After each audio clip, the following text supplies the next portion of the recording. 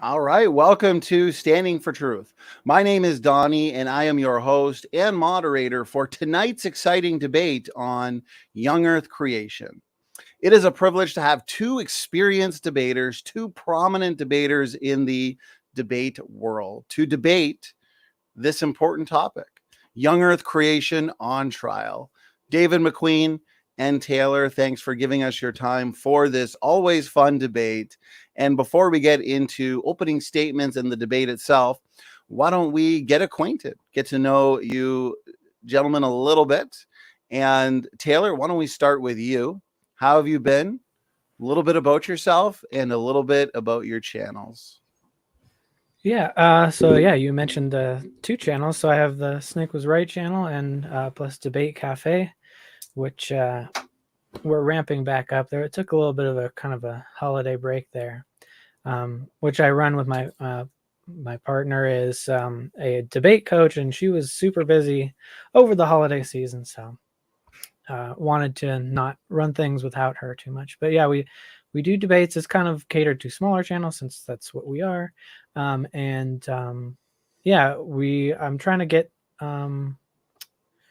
lots of people kind of on my end of the spectrum to argue with each other, as well as the classic creation versus evolution, or theist versus atheist agnostic.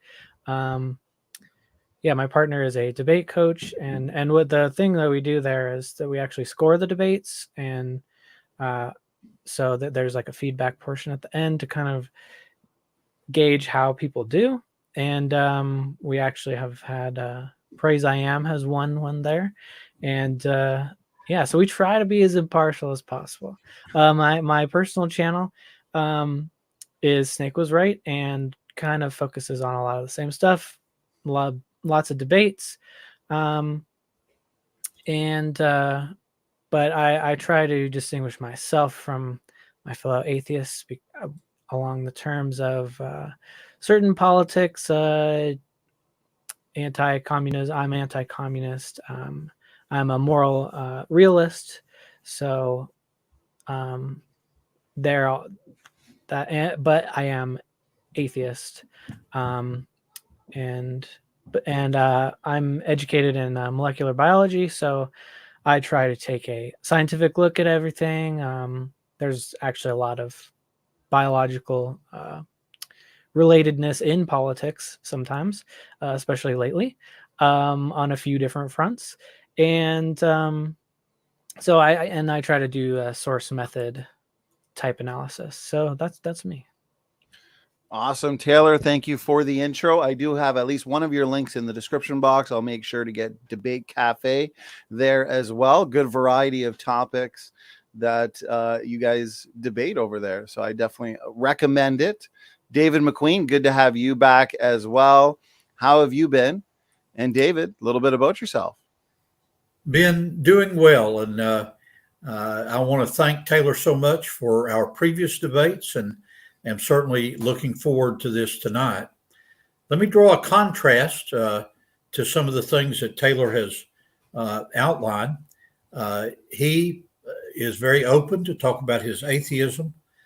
I, as you'll see shortly, will be very open to talk about my theism and my belief in the Bible as a historical document.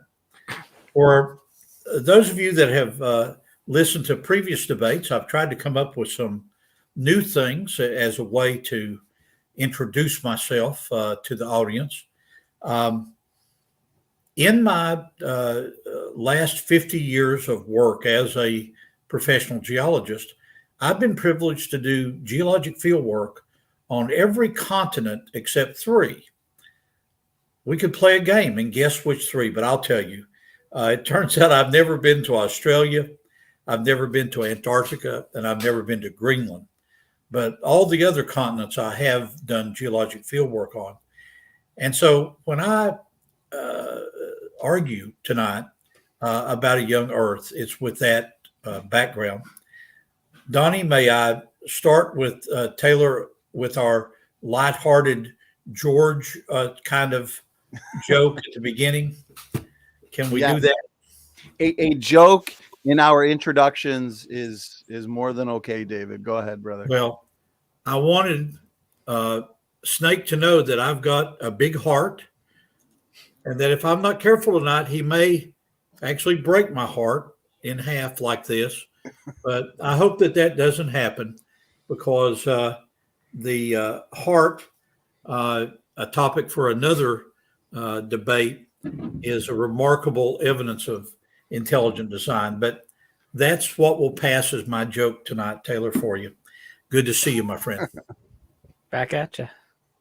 Well, there might be a couple broken hearts during this evening's debate, because you both always bring the heat, extra aggressive. No, but seriously, always professional, always civil, and always easy to moderate debates with Taylor and David. Again, two prominent debaters in the debate world, both seasoned. Both have had many debates on many topics, including this one. Again, reminder to the audience, anybody who's just joining us, we are debating specifically the topic, young earth creation on trial. And so I'm pumped for this. I know the audience is as well. If you want to see more from the debaters, again, to the debaters, I appreciate the intros. Check the description box for the relevant links, and you can check out their channels and see more from them. Professor McQueen specifically, you'll find a link to this channel where he's done his content. So let me go over the format for tonight. We will be it'll be a formal debate with David in the affirmative. He'll be starting with his opening statement. We're going to have 12 minutes for opening statements, followed by uninterrupted rebuttals of 8 minutes. Then we're going to have a roughly 5 or 10 minute break where I will go over reminders, announcements. The debaters themselves, our guests tonight, can take a little break, get a drink of water, fill up their coffee, whatever they want to do. Then we'll jump right into a 40-minute very good, David. A 40-minute open discussion. This is going to be a little more free-flowing rather than a strict cross exam where they can take turns asking each other questions related to tonight's debate topic. Then we'll have a 5-minute closing statement where David and Taylor can wrap up their thoughts and points. And then this is where we get you guys in the audience involved. We'll have a roughly 25-minute audience Q&A period. So please, if you do have a question for our guests, whether it's David or Taylor, let me know who the question is for and try and tag me either at Donny or at Standing for Truth. And that way I won't miss them. Taylor, did you notice that Donny did not get the email about the plaid shirt? We're the only two that's got a plaid shirt on. Exactly. Yeah. We're going plaid blue. I feel left out. I got to get a plaid SFT shirt to match you gentlemen. Okay, so with that, I'm pumped. I think this is going to be a great debate. David McQueen, we are going to hand it over to you. And whenever you are ready, you've got 12 minutes. I've got my secret clock set, and I'll be ready to end in 12 minutes. Perfect.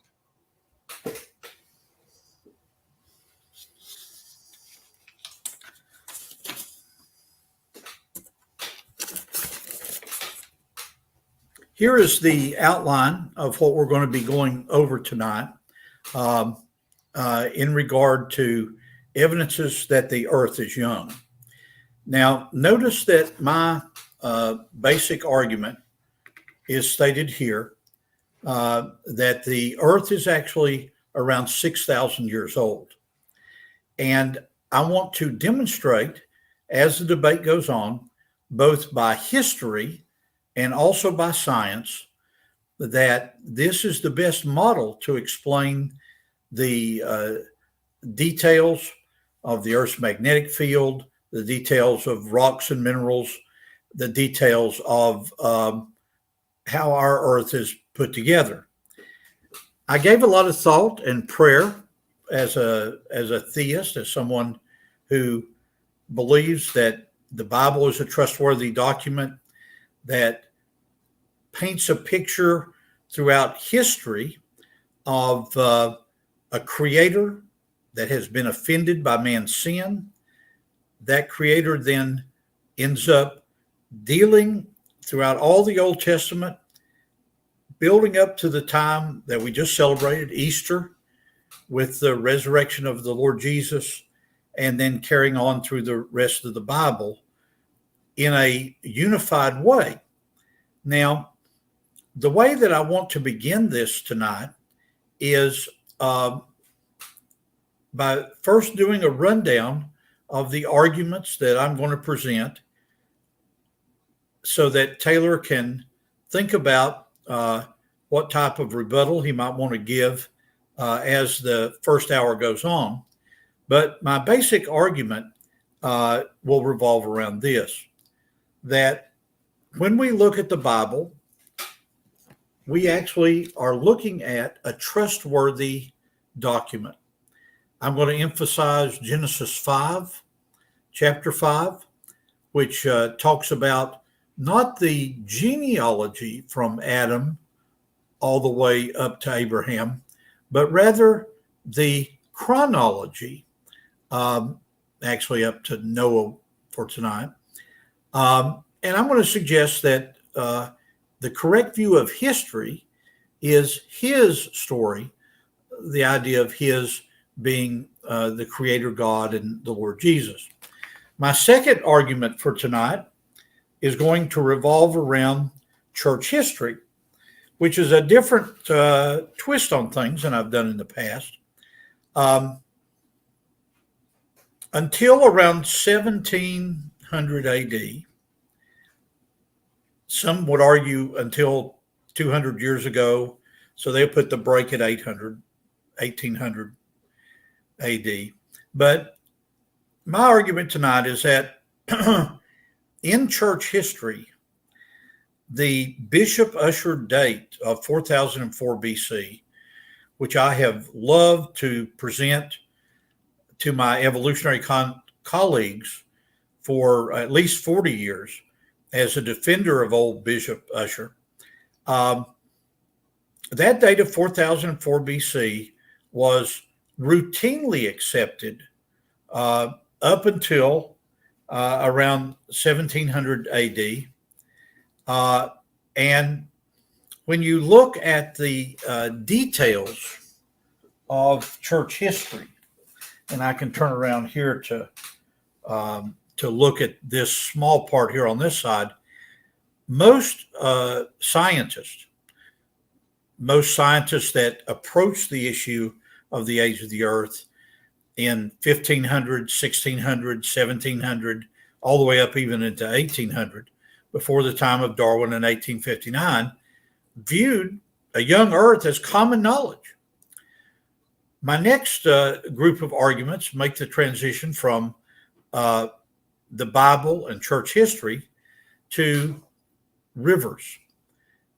The red delta that I have there is the Greek symbol for a delta. And I'm going to present an argument that river deltas, when looked at, whether in the writings of creation scientists in the mid-1800s or modern works, river deltas end up presenting themselves as being around 4,000 to 5,000 years old. I'll be looking at a work done in the mid-1800s that gives the date of 4,500 years for the Mississippi River Delta. Knowing that Taylor and others, critics, were going to go online and try to look up what the modern vocabulary is for a Mississippi River, I went to a website that we'll put up at the end called the Coastal Wetland Planning Prediction, CWPPRA, 1990 data. And they say, well, sediment deposition in the Mississippi River Delta can be documented to 5,000 years. Now, our critics will call that the beginning of the last ice age, but isn't it interesting that that number comes up to 5,000? Then I'm going to switch over to the Nile Delta with some work that was published in the archaeological literature in 2019, which puts the date of the Nile Delta at 4,000 years BP. So I challenge you, Taylor, to explain why these numbers begin to come together. Now, what other arguments will follow underneath this? Well, one of the arguments that I'm going to bring up is the decay of the Earth's magnetic field. I think that Taylor and other critics actually have no argument at all about the decay of the Earth's magnetic field, indicating a date of the Earth less than 10,000 years old. As you'll see, I make this assumption by dismissing the dynamo theory for the regeneration of the Earth's magnetic field. I will go to an old friend that Taylor's used to me talking about, and that is radioactive halos. But for the age of the Earth, I'm going to focus only on polonium halos. For those of you that may be joining us the first time, get your periodic table out. That's PO, not plutonium, but polonium halos. And then we're going to build on that as we have time in the question and answer times about the argument based on population statistics as to why the Earth would be young. And then I'll throw in my favorite area of research, which I was trained in at the University of Michigan, the area of metallic ore deposits, and my argument that the evidence from copper, lead, zinc, gold, silver can be best explained geologically by young Earth. Thank you for your attention, Donnie. I hope I hit 12 pretty close. Absolutely. You used about 8 minutes and 40 seconds, David, so we can toss the remaining time into the open discussion. So with that, let me restart the timer and we'll hand it to Taylor whenever you're ready. You have up to 12 minutes as well. The floor is yours. All right. Thank you for that. And yeah, so I'm just going to set my own timer here. And of course it's freezing. Okay. So we have a problem with evidence here. So basically there's a ton of evidence for the scientific consensus among multiple fields, and you have to disagree with these dozens of different fields that all cross-confirm each other. There was mention of how come these numbers come together.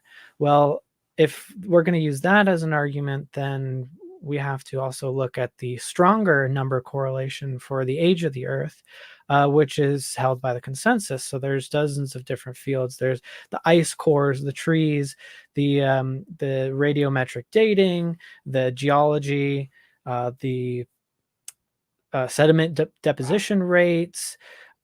They VARVs, they all cross-confirm each other. Even genetic clocks all cross-confirm each other with the same basic age of the Earth, and that they're much stronger correlation of numbers. So we also saw a presentation of, well, none of the things that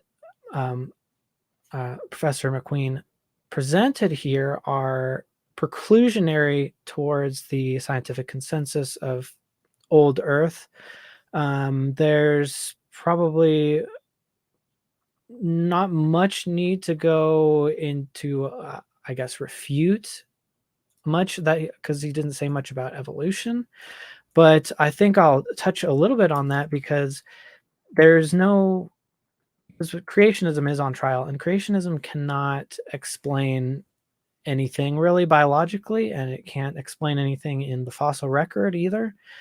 Meanwhile, the scientific consensus can predict things like the fossil record with actually pretty great specificity.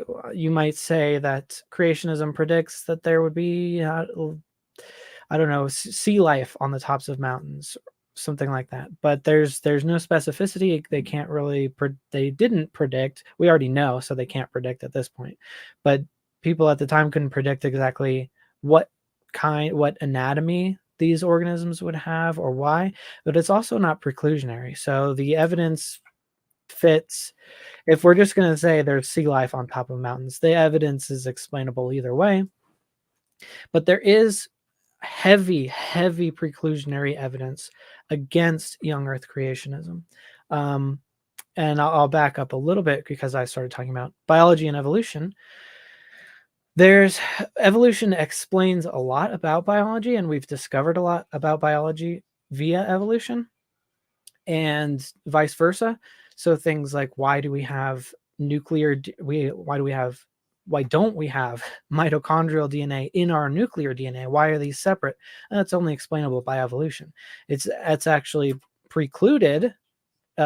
This evidence precludes creationism, because otherwise this would have to mean that we have a deceptive God, because there's no reason. There's no functional reason why we have to have mitochondrial DNA. That's, if you don't know what mitochondria is, the powerhouse of the cell. That's the meme. But they have their own separate DNA. It's plasmid like bacteria, which means that it's a circular DNA. It's completely separate from the rest of our DNA. We only inherit mitochondria through the maternal line. So there's a question of why that's separate. There are organisms that don't have it separate, that do have mitochondrial DNA in their nuclear DNA. So there's no actual reason why a creator God would do that. And it aligns much better with the observed phenomena of endosymbiosis, which we've observed organisms doing, where single cells will take up other single cells, or bacterial cells. They are also single cells, but they have the same type of same type of DNA, non-nuclear DNA, as our mitochondria. And we've seen that with things like, I'm not going to pull up anything right now, but amoebas have, and I don't know what the verb is, endosymbiosed these type of bacteria, and some of them have evolved along with them to retain this bacteria multiplying inside of them, just like our mitochondria do today. So there's a lot of things like that aren't explainable through creationism, that actually weakly, I would say, it's not an absolute defeater, but it does preclude the idea of a God who is going to put obvious evidence in there, because a God, it seems deceptive. So that's the other part. The other major thing that would be deceptive is the age of the earth. Why would a God make the age of the earth very apparently old? But according to most of the vast majority of scientists apparently think that the evidence points to the earth being old. So an all-knowing God should know this, and so we can only conclude that he's being purposefully deceptive in setting up the universe like this. So the models don't really make sense in creationism. And there's nothing in creationism or in modern science or in anything really that can preclude evolution or old Earth. So I've talked to many creationists. There is no proposed mechanism for a limitation to evolution that would preclude the evolution that is proposed by the theory. Of course, I'm not saying there is no limitation. Obviously, there is a limitation. The limitation is physics and also the traits of the parents. You can only work with what you inherited. So, but there is nothing that can preclude the changes that are predicted by evolution and observed in the fossil record. These are all very small changes. There's also the idea that there was hyper fast evolution off of the ark. And So there's a very confusing standard of biology with the creation scientists. They don't really understand evolution at all, really. I mentioned that there's the hyperevolution. There's also, so it just doesn't explain the data. Meanwhile, the current models can actually predict the evidence. So we have no preclusionary evidence for evolution and old Earth.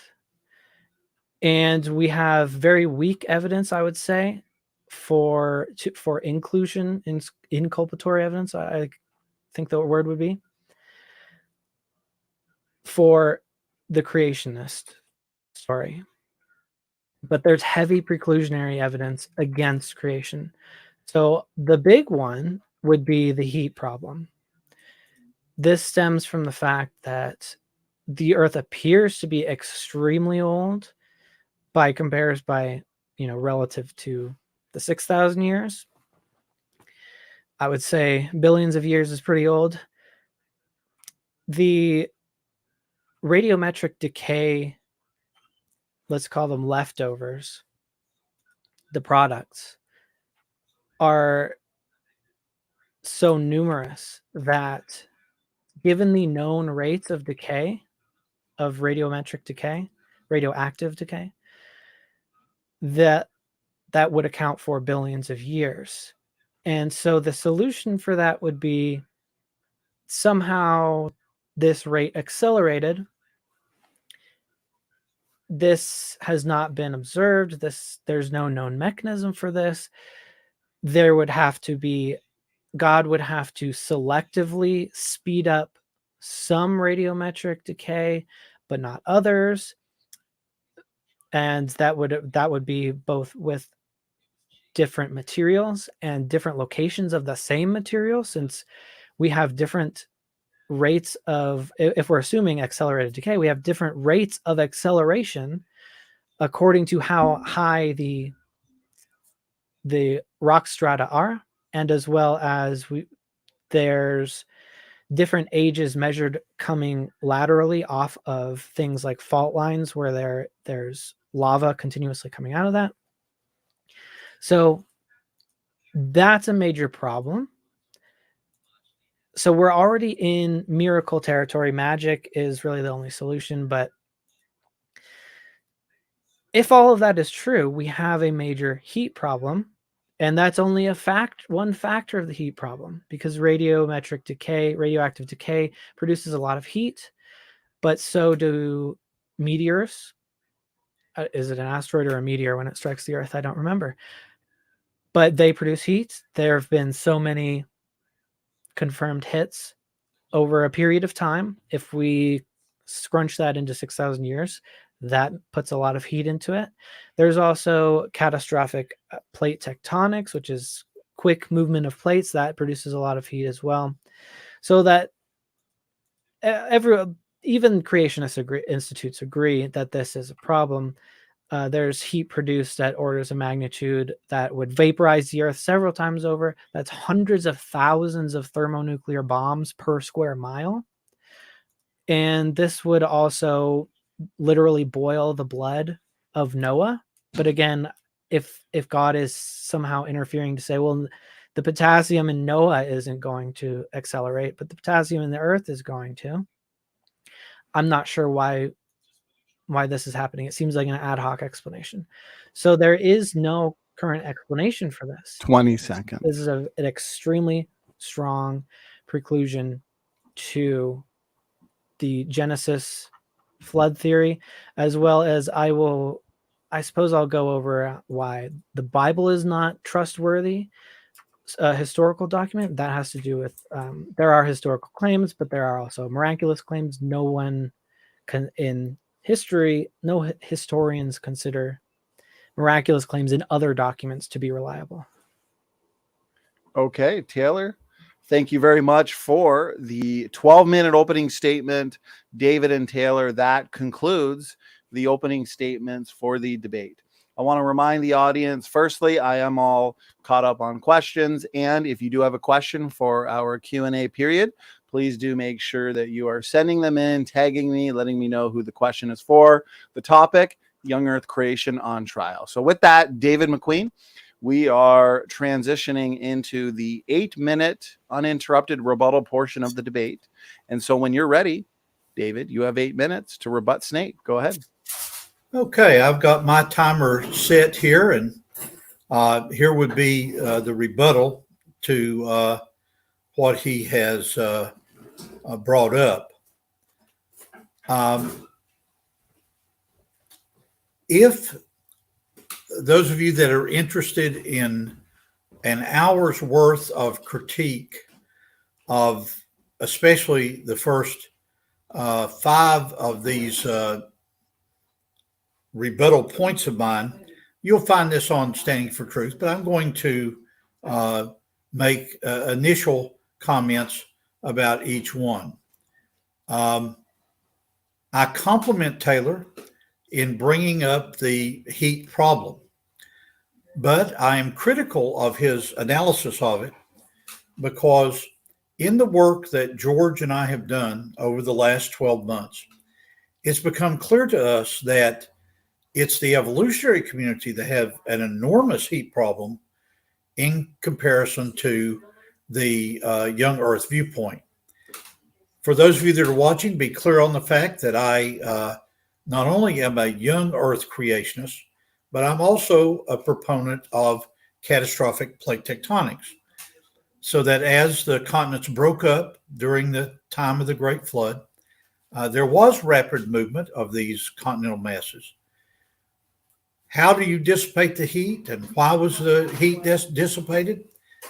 The best 2 arguments on that point deal with heat sinks, both in regard to what are called blobs, B-L-O-B-S, blobs that are found underneath Hawaii and other underneath Africa, and these features at the crust mantle boundary provide a way of explaining the heat signature of the Earth. My part of this research has been to look at the differential equations that dictate the mantle creep at the crystallographic level. I'm trained as a crystallographer. I'm trained in physical chemistry, and that is a counter argument. It's interesting that Taylor argued that it's the ignorance of young Earth creationists regarding evolution that gives us, in his mind, such a powerful argument. That if we really did understand evolution, we would understand that the fossil record provides a record, an evidence, an objective evidence of the evolution of species with time. That is not true, and it has not been true in the arguments that have been going on since Darwin's day, and especially after World War II, when men like Dr. Henry Morris and Dr. Duane Gish began debating this issue. Gish's argument is as true today as when he first said it. If you go to the Grand Canyon and you look at the presence of trilobites, the presence of some fish fossils, and then you go up in the canyon to reptilian footprints, all of these fossils appear abruptly and fully formed. Taylor is wrong because he's missing the importance that there are no transitional forms for a trilobite. There are no transitional forms for a fish like a bass, for example, and certainly no transitional forms for reptiles and amphibians.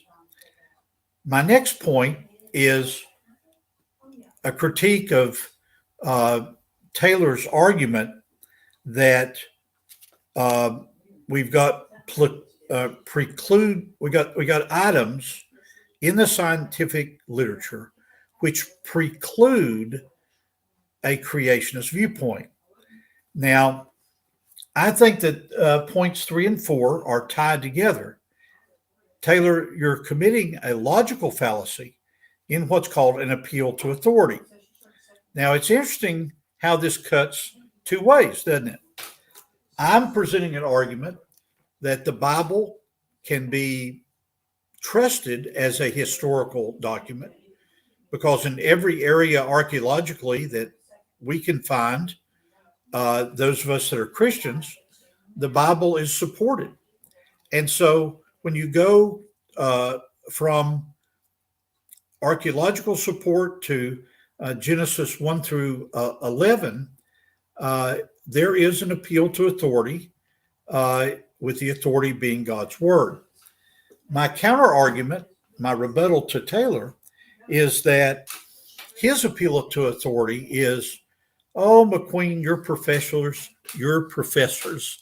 at the University of Tennessee, and you're professors at the University of Michigan and other places I've gone in my life, disagreed with you. They pointed out that the earth had to be young.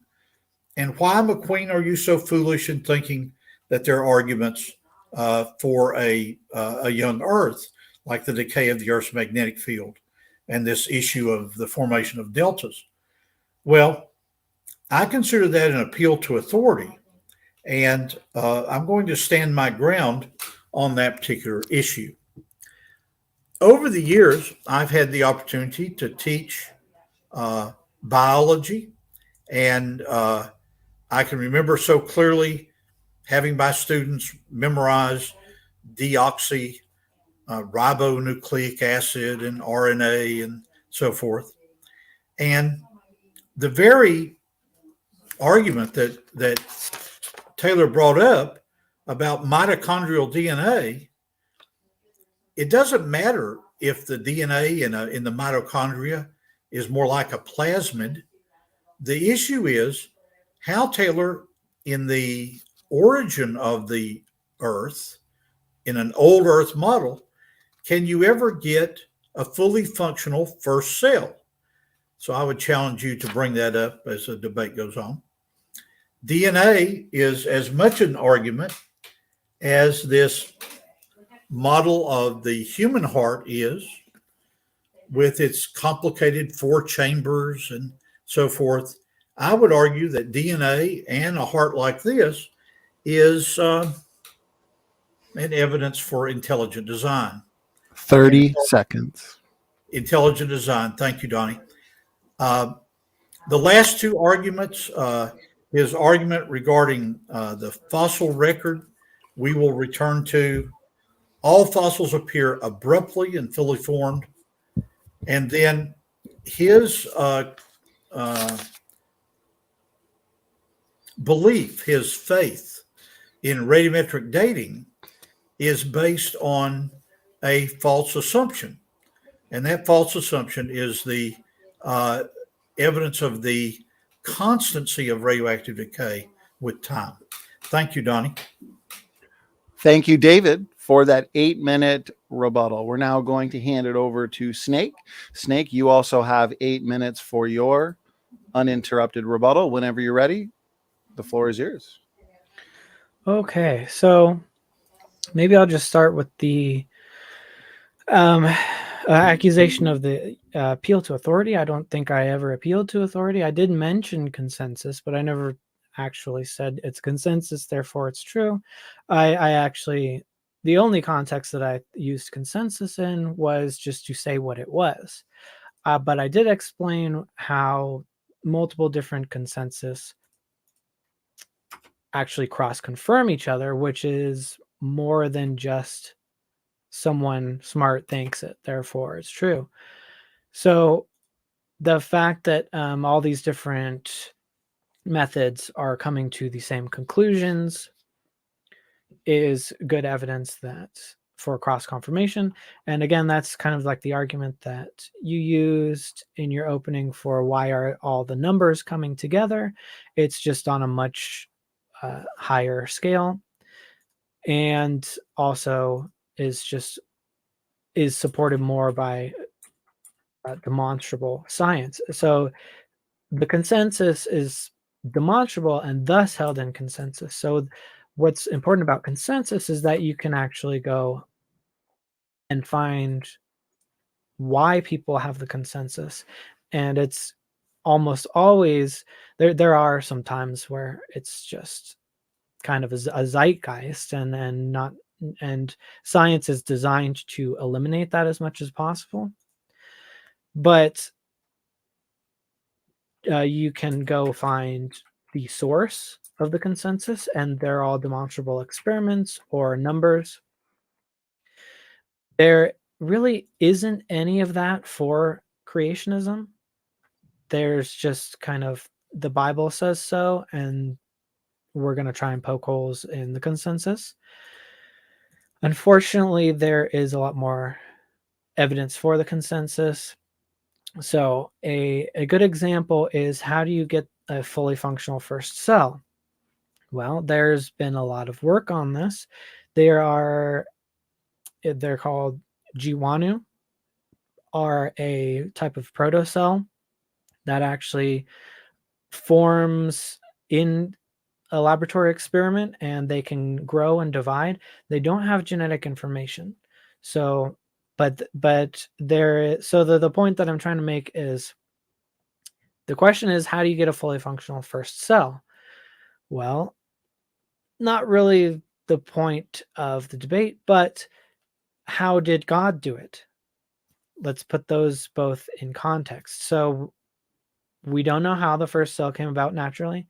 We don't know how God made the first cell either, whether he made all the cells at once or not. Did they just poof into existence all at the same time? And if so, did he move the air molecules out of the way first? What happened? What mechanism does that have? Or did he kind of use cosmic tweezers to move each molecule where he needed to? Or did he use similar experiments to what's going on in Origin of Life research to actually produce these chemicals in a chemistry stepwise fashion? We don't know. There's no proposition. There are no experiments. If we adopt this hypothesis, it gets us nowhere. But if we adopt the hypothesis of abiogenesis, we actually start discovering things. So to put it in perspective, if you can say God just did it, we can just say nature did it. And they have the same level of intellectual rigor and work, which is pretty much none. So, but if we go with the hypothesis God did it, there's no evidence for it. There's no proposed mechanism. There's no information we can gain from that hypothesis. If we go with nature did it, we actually do have several proposed mechanisms. There are very close approximations. It actually helps us get closer to discovering actually what happened, or just discovering new chemistry, even if it's not what happened. So it's actually a useful hypothesis. So, but there are hundreds and hundreds of experiments filling in little gaps in the puzzle. So we have a lot more information weighting the scale towards that. So as far as the rest of it, to address the heat problem, I don't know what the heat problem of the old Earth is. I don't recall. If you said it, I missed it. But the proposed lava blobs cooling down the Earth, I'm not quite sure how molten hot lava is going to cool off the Earth to anything cooler than the lava itself. It's actually like, it doesn't matter how big the Earth is. It's hot all the way down, too hot for human life, too hot for the oceans to even still exist. We still haven't gotten rid of the radioactive problem that would kill off Noah on the surface, even if we got rid of all the heat. But again, the lava can only cool things down to the temperature of the lava. And when it's cooling things down and it's actually heating up, so the lava is going to heat up. So we can never get the earth cooler than lava that's hotter than it is right now using your proposed mechanism. So that's still going to kill everything and evaporate the oceans. I do not have faith in radiometric dating. Again, that's very well evidenced. It's not faith or an assumption that the radiometric decay rates are what they are. We observe this. There hasn't been a change in it. That's about as good as evidence as you're ever going to get. The only rebuttal is, well, maybe some magic happened in the past that would have changed that. True, anything could happen. Maybe magical ducks rode on fairies and shot laser beams at it and ate the heat. I don't know. Anything could happen, but we don't have evidence for that. We don't have evidence that there was accelerated nuclear decay. And if there was, we have an even bigger problem which is the heat problem. Let's see here. And the idea that, well, the old Earth also has a heat problem. That's just the tu quoque fallacy. You don't actually solve it for yourself. I guess I'll wrap it up touching on biology a little bit. There actually is a lot of transitional for trilobites. They start off really small and barely trilobite-like, and then we see gradually, 30 seconds. They radiate in different directions. They get spiky, they get bigger, they get more complex. Their eyes get more complex. Same with fish. Reptiles and amphibians, we have transitions between them and fish. We have transitions between fish and lots of other types of fish and worms, fish and eel type fish. Without bones, we see evolution of bones going on.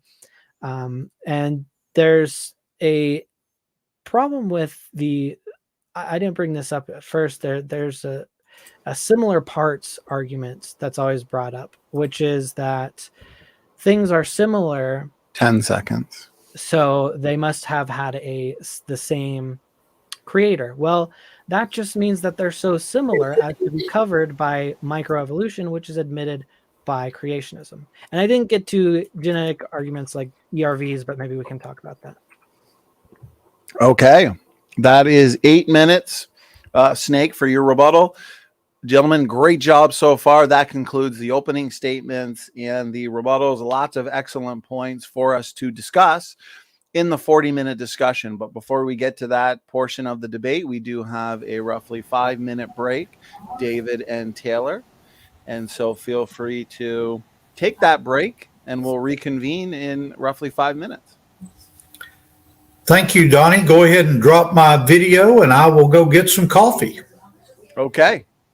We'll see you soon, David. Refilling that coffee sounds like a great idea. So what I'll do is go over some announcements and reminders. Guys, we have a lot to look forward to. As a matter of fact, next week sometime, Snake will be back to debate T-Rock. Evolution. Is there evidence for evolution? So I'm excited for that one. That'll make for, from my understanding, a debate trilogy as well between Snake and T-Rock. Tonight is the completion of a debate trilogy between Snake and David. And so if you have not yet seen their previous two debates, please do check it out. It'll be tough to top the 3 debate trilogies that Snake has had with Kent. Basically 9 debates. So speaking of that, Grayson, he'll be having his endgame debate with Dr. Dino at the end of this month. And so that should be fun. This time it'll be the fossil record and the geologic column. So hot topics there. Definitely looking forward to that one. We've got Mark Siegel. He debated T-Rock, or he debated David McQueen about a month or two ago, probably closer to 2 months now, because last month David McQueen debated conspiracy cats. I collaborated with Modern Day Debate, and that was a fantastic debate. I enjoyed that one. So Mark Siegel will be back. Him and T-Rock will be debating the worldwide flood. Does modern geology disprove a worldwide flood? So you are not going to want to miss out on that one. Mark and T-Rock, both well studied, well educated on the topic of the flood. So I know this will be a technical one, but it will be a comprehensive one. We've also got our 2-debate event, 2-in-1. I am pumped for this one. This is at the beginning of May. So May, I have been booking fast. I'm actually starting to book for June. May, I've got a ton of debates confirmed now that over the next few weeks you'll see slowly pop up on the channel in the upcoming live stream section. I've booked one that I'm looking forward to on the rapture. It'll be Pastor Tommy McMurtry and Nick Sayers. Is the pre-tribulation rapture biblical? I've got a few in the works on dispensationalism and replacement theology. We've got lots of debates on soteriology coming up, guys. So it's going to be the summer of debates, put it that way. And of course, lots of creation versus evolution debates. So this will be the first week of May. It'll be one event. So probably be about 3.5 hours to 4 hours. Part 1, it's the fossil record challenge. So David McQueen will be debating Grayson from base theory for the first half. And then the second half will be T-Rock versus Grayson. So Grayson has some challenges related to the fossil record. And David and T-Rock, being young earth creationists, they are going to engage those challenges. I'm pumped for that one. People have been talking about how much they'd love to see more premillennial versus amillennial type debates. So we've got this one coming up as well, April. So Pastor Anthony Aquino, Stacy Turbeville, both excellent debaters. The Great Millennium Debate is the 1,000 years future. So this is coming up soon as well. Guys, great diversity of topics. First week of May, we've got Dr. Robert Sungenis. He'll be back here with us. He'll be debating Steve Christie. So Steve will be back as well. Steve did a similar debate a couple of weeks ago with Chuck Official. They debated the Marian dogmas. Robert Sungenis is one of the most well-known Roman Catholic apologists. So he's the perfect guy to debate this topic. So I'm pumped. Steve knows this stuff. Robert knows this stuff. They're both excellent debaters. So this is going to be an epic showdown. I'm looking forward to this one. We've got some oneness Trinity debates coming up too for those who love their nature of God debates. Kelly Powers, Caleb Percher, they'll be here to debate, is the oneness of God doctrine supported by the New Testament? So that's coming up soon as well. And we've got a few open mic debate nights coming up for you too. So people love the open mics. I love the open mics because they're lively, they're unpredictable. You never know what to expect. And there's always many clip-worthy moments in these open mics. So this one will be on the 15th of May, Defending the Trinity with Matt Slick. So anybody is free to join, have impromptu debate discussion with Matt. I'll be moderating. So whether you're of the oneness persuasion, modalist persuasion, Unitarian persuasion, feel free to join. It is scheduled now over a month in advance. Give yourselves plenty of time to prep. May 1st, we're having another open mic on evolution with Kent. So that'll be, again, May 1st. The last one we did was about 8 hours, first 2.5 hours with Kent, and then the last 6 or so hours with whoever wanted to join. That was fun.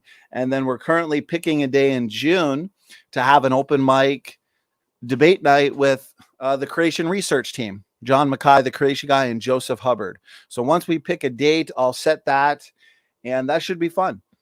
Taylor, he's had a debate with Joe Hubbard, probably going back on 2 years ago now. That was an excellent debate. And so it'll be fun to see some impromptu back and forth between evolutionists within the debate community and the creation research team. And that'll comprise multiple topics: creation, evolution, the age of the earth, whatever topic is your favorite, we can engage it. So we've also got Bill Morgan coming back here at the end of this month. He's going to be giving a presentation, feedback control systems. Should be fun. We'll be doing this live, so we'll be having a live Q&A, and a lot of people expressing how interested or how hyped they are for this debate. So this will be, we've done lots of open mic debates. We've done lots of panel debates. especially on soteriology. But from my understanding, this will be our first 2-verse-2 formal debate on the channel, although we've hosted about 300 debates. So I could be wrong on that, but I'm pretty sure. And so I'm pumped for this one. Turretin Fan and Dan Chapa, they'll be debating Charles Jennings and Eli Haytov. All 4 of these gentlemen have been here before. They've all had many debates. They're all seasoned. They all know their stuff on soteriology. And so this is going to be a soteriology showdown. 2 versus 2. It's going to be comprehensive. Lordship salvation versus free grace theology. What is true biblical salvation? Another hot topic, another controversial topic. And so I think it's going to be a great thing to get these guys in the ring to duke it out. And last thing I'll say before Professor David McQueen comes back with us with a nice hot fresh coffee is podcast debates. So we've done now a couple. You can go to the SFT podcast website. I think there's close to about 140 episodes currently, and you can listen to them on Apple, Spotify, Google, whatever your favorite podcast is. And I've specifically been doing SFT podcast debates. Taylor and I did one a couple months ago now on genetic entropy. Grayson and I did one just a couple weeks ago on chromosome 2 fusion. That was a fun one. And so those are both on the podcast, available for people to listen to. For those that prefer the podcast, you can find our debates and events also on the website, standfortruthministries.com, which I am going to be working on in the next couple of days to get fully updated for people to check out. So that being said, I am working on getting some more podcast debates in. Snake and I are also working on getting another formal debate in on ERVs, our favorite topic, right, Snake? So lots to look forward to all. And with that, David, good to have you back. I just ran out of reminders and announcements, so you chose to come back at the right time. I was waiting there at the end. Okay, David, good to have you back. Nice, fresh, hot cup of coffee. Taylor, hope you're refreshed as well. Good to go.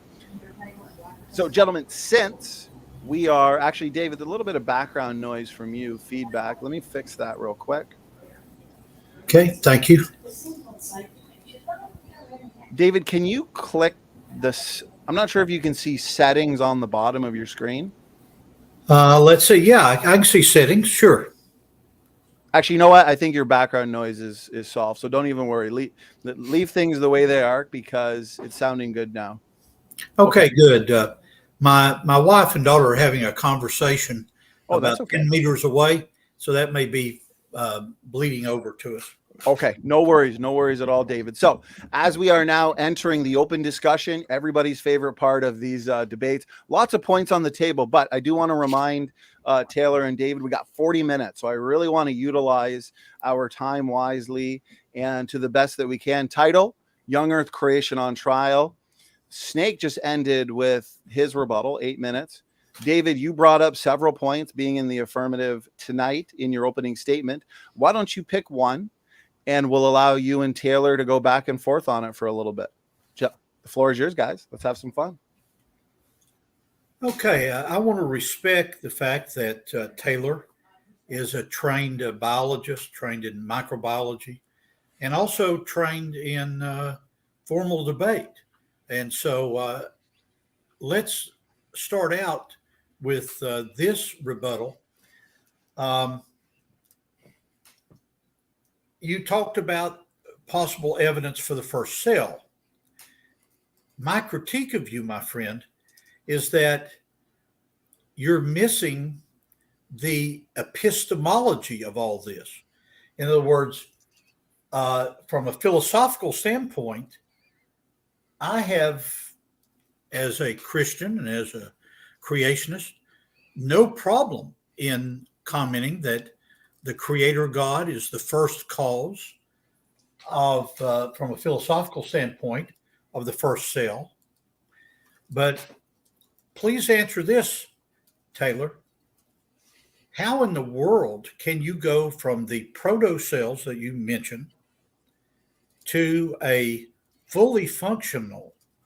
From my biology teaching in the past, how can you explain the endoplasmic reticulum, the nuclear membrane, the presence of DNA, the mitochondrial? We've already talked about that. You've already talked about it. But how would you respond to my criticizing you that you actually are expressing as much faith in this first cell as I am in the first cause? Yeah, so I would push back on the fact that I'm expressing as much faith because, again, there's tons of evidence about how certain things form, like how a membrane forms, how nucleotides form, how they come together naturally, and there's evidence that they do occur naturally, and how there is a right-handedness or left-handedness. There are natural ways to purify them, and we've observed them. And so there's actually a lot of evidence. Now, it isn't known how it happened. So, but I want to stress that it is not expressing as much faith because we have a lot of evidence while there is nothing known about how God created life at all. So I would push back on that part. And I'll continue unless you have something to say about that. May I respond, Donny? Yes, go ahead, David. We're going to make this free flowing. So whatever you guys want to talk about, go ahead. Now, Taylor, I would accuse you of arguing that God is left-handed. How come in living cells, the racemization, the nature of the organic molecule always shows a left-handed side when you get down to the level of your expertise, molecular biology? Is God left-handed? Is that why everything is left-handed in a modern cell? Well, it could come down simply to chance because there is racemization on both sides that naturally occurs, or the breaking of racemization. So it could simply be chance that some pool with a bunch of left-handed molecules, that was the one that succeeded.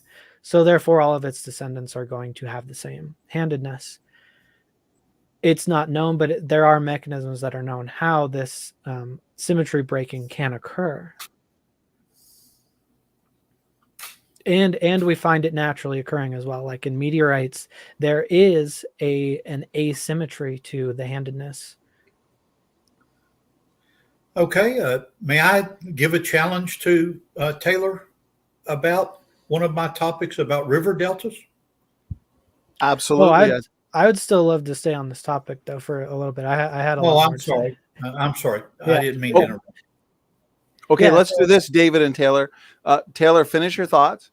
David, feel free to give a response. And I'd say sometime in the next few minutes, let's transition to one of David's lines of evidence for young earth creation. Since young earth creation is on trial, I want us to focus on that as much as we can. And so go ahead, Taylor, with your response. All right. I'd like to pick some of the topics too, since I'm the prosecutor, of course, but we'll get to that. So yes, to clear up a little bit of misconception. So the first cells would be very simple, and we have an idea of what that would look like because we have an idea of what the simplest cells would look like.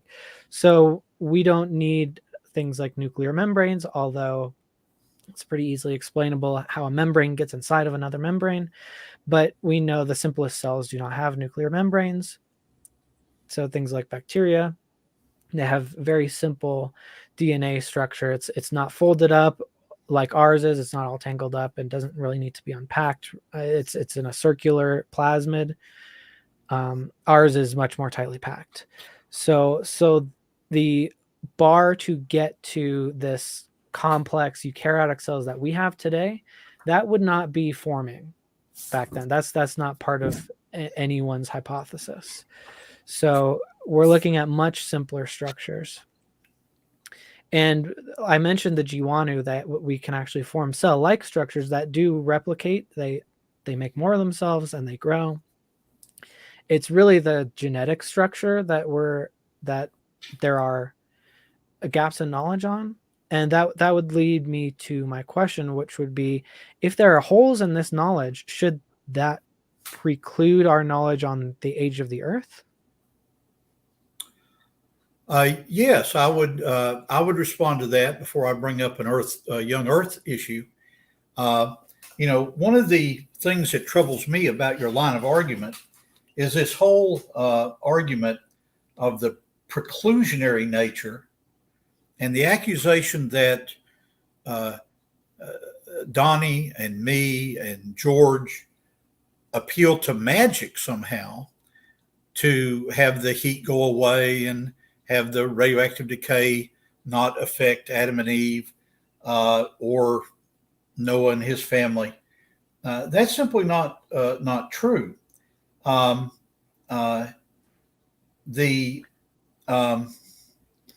The counter argument that I would go back to repeatedly is, show me in Precambrian rocks, for example, like the Ediacaran fauna,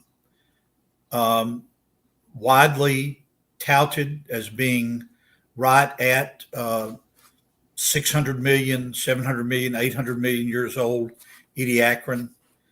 Where is there evidence, Taylor, of cellular evolution in the rock record of the Ediacaran, the Lower Cambrian?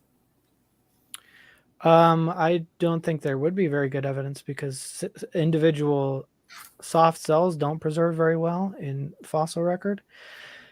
But I'll circle back to that in a second, but to address your point about magic and miracles, the point that I was trying to make is that either there's some kind of new knowledge that we would need to have that we don't have, that would break the currently known physics, or supersede it in some exotic way. Like the Ray Project said that we would need exotic new physics to be able to solve the heat problem, or you'd need a miracle.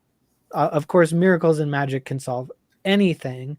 So I'm not accusing you necessarily of using that as your explanation, but you either have something that you either need something you don't have yet, which is some exotic new physics or chemistry, or because we don't know what God did to actually assemble cells. Was it magic? I don't know. I don't know if you proposed that. I don't know if you proposed it was a miraculous just poof, or if he kind of had a laboratory. But again, you need something you don't have right now, or you need miracles. Miracles can explain anything, but they're not scientifically useful, and they're not evidenced by anything. It's just kind of a just so story. But if to get back on the point of preclusionary evidence, I'd like to get back there as a point of methodology. But if you had anything to say, response. May I go to a critique of you in the sense that you have not given a proper rebuttal to my argument regarding the Mississippi River Delta. This is about a 5-hour drive south of where I live. There's Lake Pontchartrain, New Orleans, and what's called the Birdfoot Delta. And you can see the bird feet of that delta. My challenge to you is, if you go back to work that was done in the mid 1800s, this is documented by Rasmussen and is based on a scientist named Humphreys. He came up with an age of that delta as being about 4,500 years old. This is a document from the 1850s. Figuring that you would jump right on that as being too old, I went to the literature, the coastal wetlands literature. And if you go to a website, CWPPRA, that's the acronym, pronounced CPRA, I think, or KIPRA, you'll find an article going back to 1990 that concludes that sediment deposition occurred on the Birdfoot Delta around 5,000 years. What? Are you saying a modern analysis confirms something from the 1850s? Well, it does. Here's a sad part of where I live. There's about a football field worth of sediment per hour that's being eroded in South Louisiana. And that brings my challenge to you. Why would there be any delta at all? If this whole process goes back to Jurassic over millions of years, why would there be a Mississippi Delta at all? And then please answer one. I don't want to kind of ignore this, but I still wasn't done with the cell argument. I don't know what to do, Donnie. What should I do? Well, I think why don't we do this since right it is more free back to that. flowing? It looks like there's a few points on the table, Taylor. Yeah, feel because free to respond now, anything cell wise, and then also maybe add in a counter or your thoughts to what David said, and then we'll kind of just run from there. Yeah, it just seemed kind of an abrupt transition. But the point I was trying to, I'll get to it. I don't want to ignore that. But the point I was trying to get to is how gaps in our knowledge are not preclusionary to the old Earth. So even if we had no idea how life got here, that doesn't somehow show, okay, so the Earth can't be that old. And I just want your thoughts on that, whether you think that if we don't know how something formed, that means that somehow we don't know how old other things are. Okay, or let me respond. If it's just a gap that we don't know. Well, the philosophical aspects in the philosophy of science that you are revolving around this preclusionary idea, mm-hmm. Would I expect you to know every detail about what happened 600 million years ago at the beginning of the Cambrian? Of course not. You were not there. Nobody was there 600 million years ago. But my counter argument to that comes from Genesis chapter 5. If I'm claiming that the Bible is a reliable historical document, and this is a modern translation of Genesis 5:1, this is the written account of the descendants of Adam when God created human beings. He made them to be like himself. He created them male and female and blessed them to be called human. When Adam was 130 years old, he became the father of a son who was just like him in every image, and he named his son Seth. After the birth of Seth, Adam lived another 800 years and died at 930. So my argument is that as a Christian, as a creationist, and as someone who is a defender of the truth of the Bible, I would counter argument that yes, the young earth position does have a reliable eyewitness that passed information down over the last 6,000 years. Okay, but would you agree that just because there's gaps in our knowledge about how things formed, that doesn't necessarily mean that precludes our knowledge on the age of the earth, right? Like I could even concede God created life, billions of years ago. So the age of the earth would be a different question than how life occurred. And I do want to respond to that in the following way. My counter argument to much of what you've said is that you, as a young scientist and someone who is interested in the NFL, National Forensic League, formal debates, you have to put your faith in certain authorities and certain points of view. I have chosen to put my faith in arguments such as, I use this here. Here's a polonium halo from Bob Gentry's work. And later on, if we get some questions on it, I'll actually read to you again, I think, what I've read before from Gentry's article about alpha decay theory. And very clearly he shows that from radioactive halos, even using evolutionary arguments, there is a 35% error rate if you choose a line of argument more in line with a young Earth.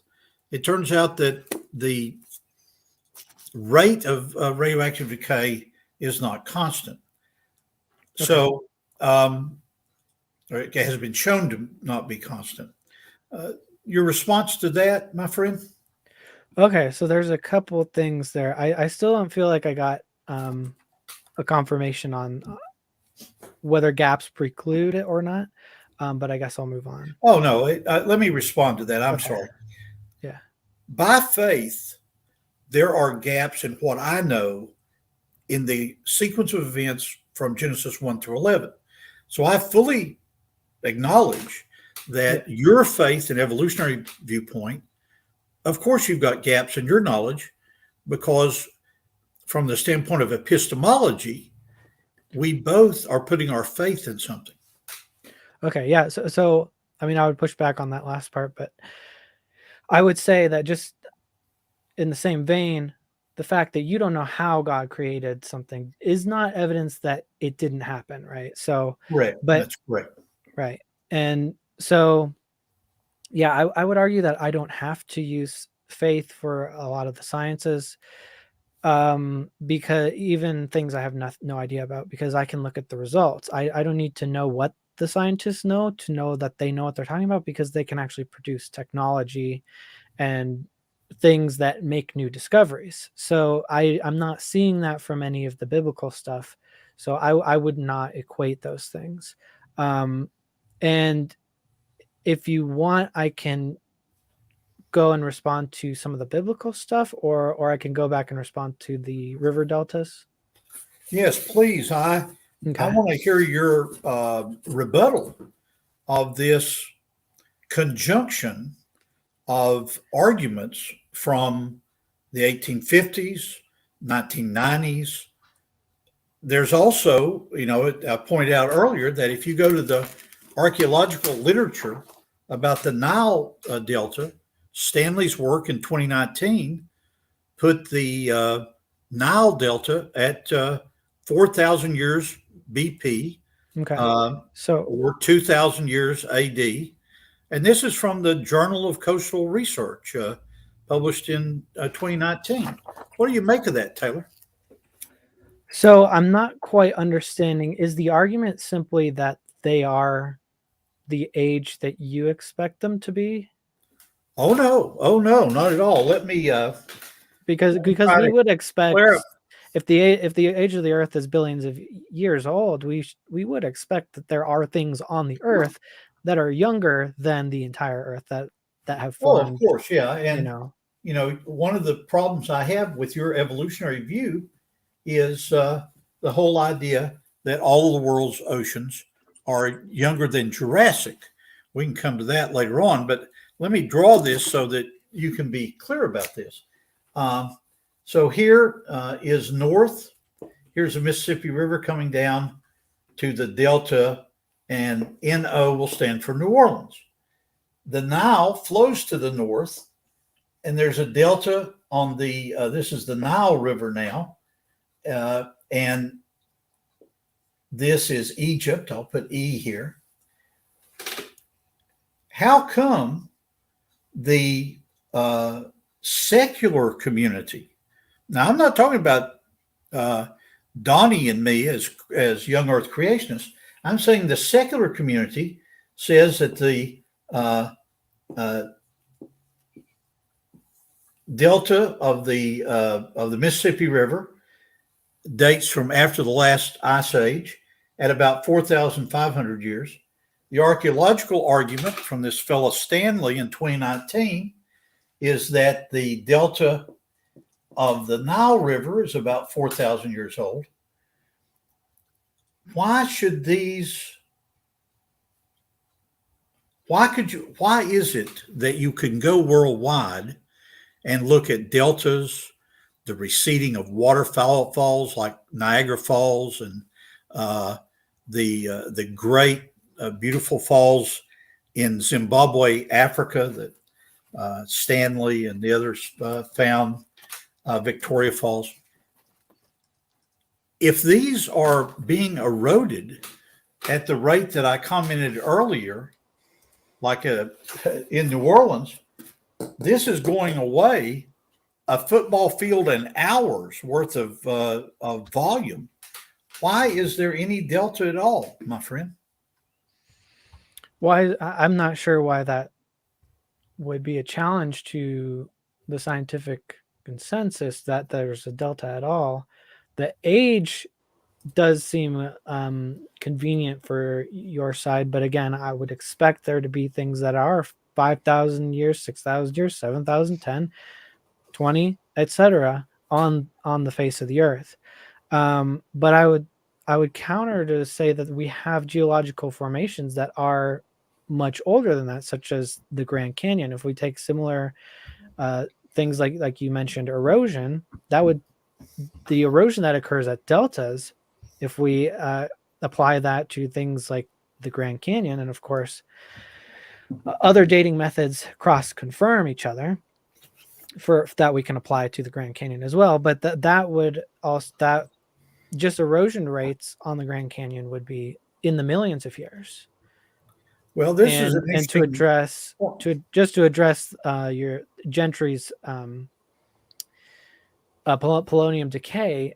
Yes, we talked about this a little last time, and Jordan, yeah. with Reason to Doubt, also pointed this out, that in Gentry's book, he does admit a couple of times that this is within the normal range of natural decay, and as well as Snelling points out that these are not primordial rock samples, so it's not even really what we should be looking at. Okay, now, for those of you that are watching this debate with fresh eyes, you may know that Andrew Snelling is a young Earth creationist and a colleague of mine. You also may know that I disagree with him on his argument in his big book that the radioactive halos are best explained as essentially what Gentry would call secondary halos. So I hope you see that within the creation community, we have legitimate scientific arguments of points of disagreement. But I hope you also see that the same kind of faith that a lot of the colleagues of an atheist like Taylor have, their faith is based on a similar thing, and they argue from a similar position.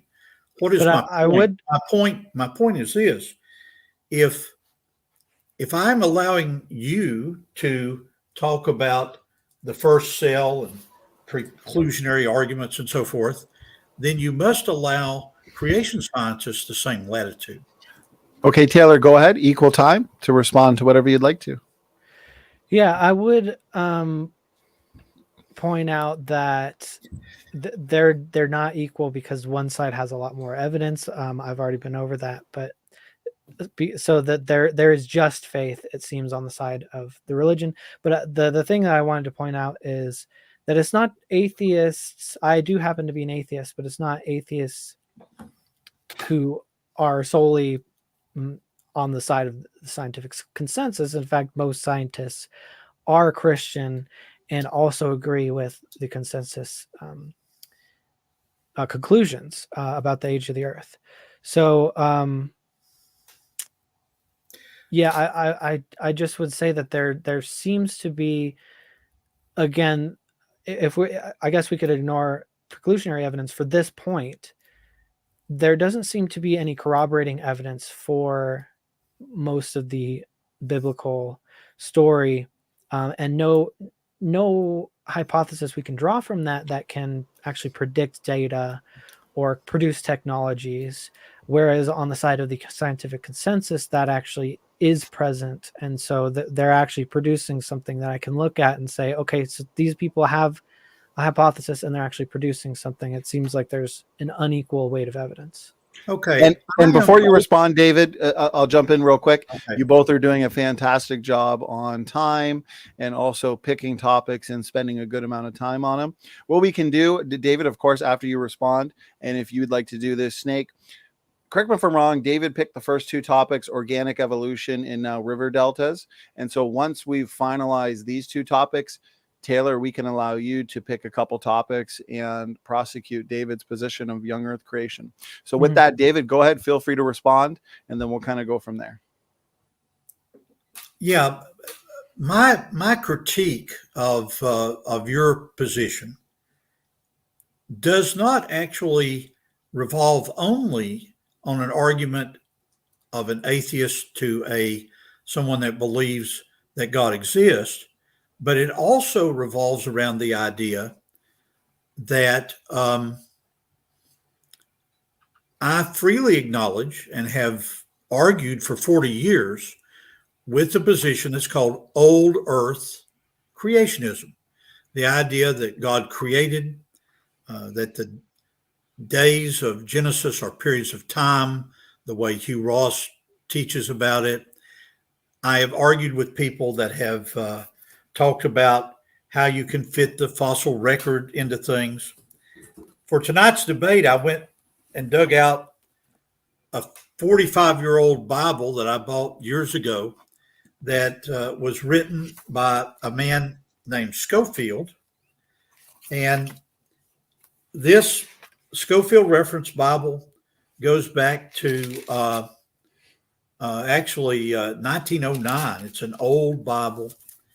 And Schofield influenced a whole generation of people, including me in the early days of my thinking, in the idea that there must be a gap between Genesis 1:1, 1:2, 1:3. And so what Schofield and many of his colleagues did, and what people like Hugh Ross continue to do, is to put the evidence for human evolution and stuff it in to a gap in the book of Genesis. What do you think of that, my friend? I think that that's probably the wise move, because a lot of the Bible can be interpreted as stories and metaphor, and you can still retain some of the more legendary aspects like the resurrection and still say, okay, this is kind of just an adaptation of the myths and legends of the people at the time, how they understood things. God's not going to come down and try to explain genetics to Iron Age people. But that, I want to end it. I want to end it there and give you the freedom to pick the next two topics. I'm going to go ahead and erase the whiteboard. Yeah, with our going to try and squeeze these in here. So I guess I'll try and end on maybe the Bible. But I'd like to talk about biology, genetics for a second. And I know you're not a biologist, but this is an important point for me. I guess one of the main points here is methodology. So preclusionary evidence would be a big thing in my book. So it doesn't seem like you have preclusionary evidence. I brought up the heat problem. The other big preclusionary thing I would say is genetics. So endogenous retroviruses, I'm sure you've heard of these before. Yes. It should not be mathematically possible for us to have the same nested hierarchy of infections as apes and other mammals and animals beyond that, if these were just random infections and if they were not inherited. And if they were created, again, that would point to a deceptive God, because they appear to be evidence against creationism. And it also we could even assume that they're not viral infections. It would be impossible for them to be in the same sequence, in the same location, in the same nested hierarchies, because they are transposable elements that move around, they shouldn't be in the same place. And there's no reason for them to be in the same place because they could be in different places. It would be easy disproof for God to create into the creation, and yet he created something that looks not created.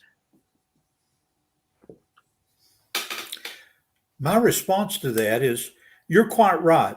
McQueen is not a biologist. Yet, in my 50 years of teaching, I've taught both at the college level and also high school biology. And so I do have an informed knowledge about DNA. Do I know about endogenous retroviruses at the level that Donny does? No, I don't. But I do know what he's taught me over the last years by watching his debates with you and others. And I also am troubled, actually. I know enough to know that there are dozens of cell organelles in both a plant cell and also a human cell.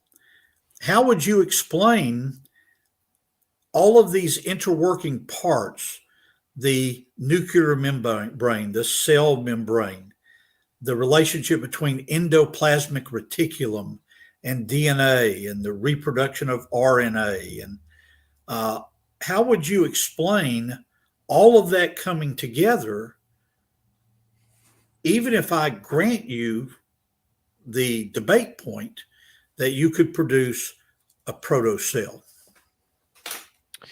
Well, so I didn't hear a rebuttal to the minuscule chances of the ERVs occurring where they are.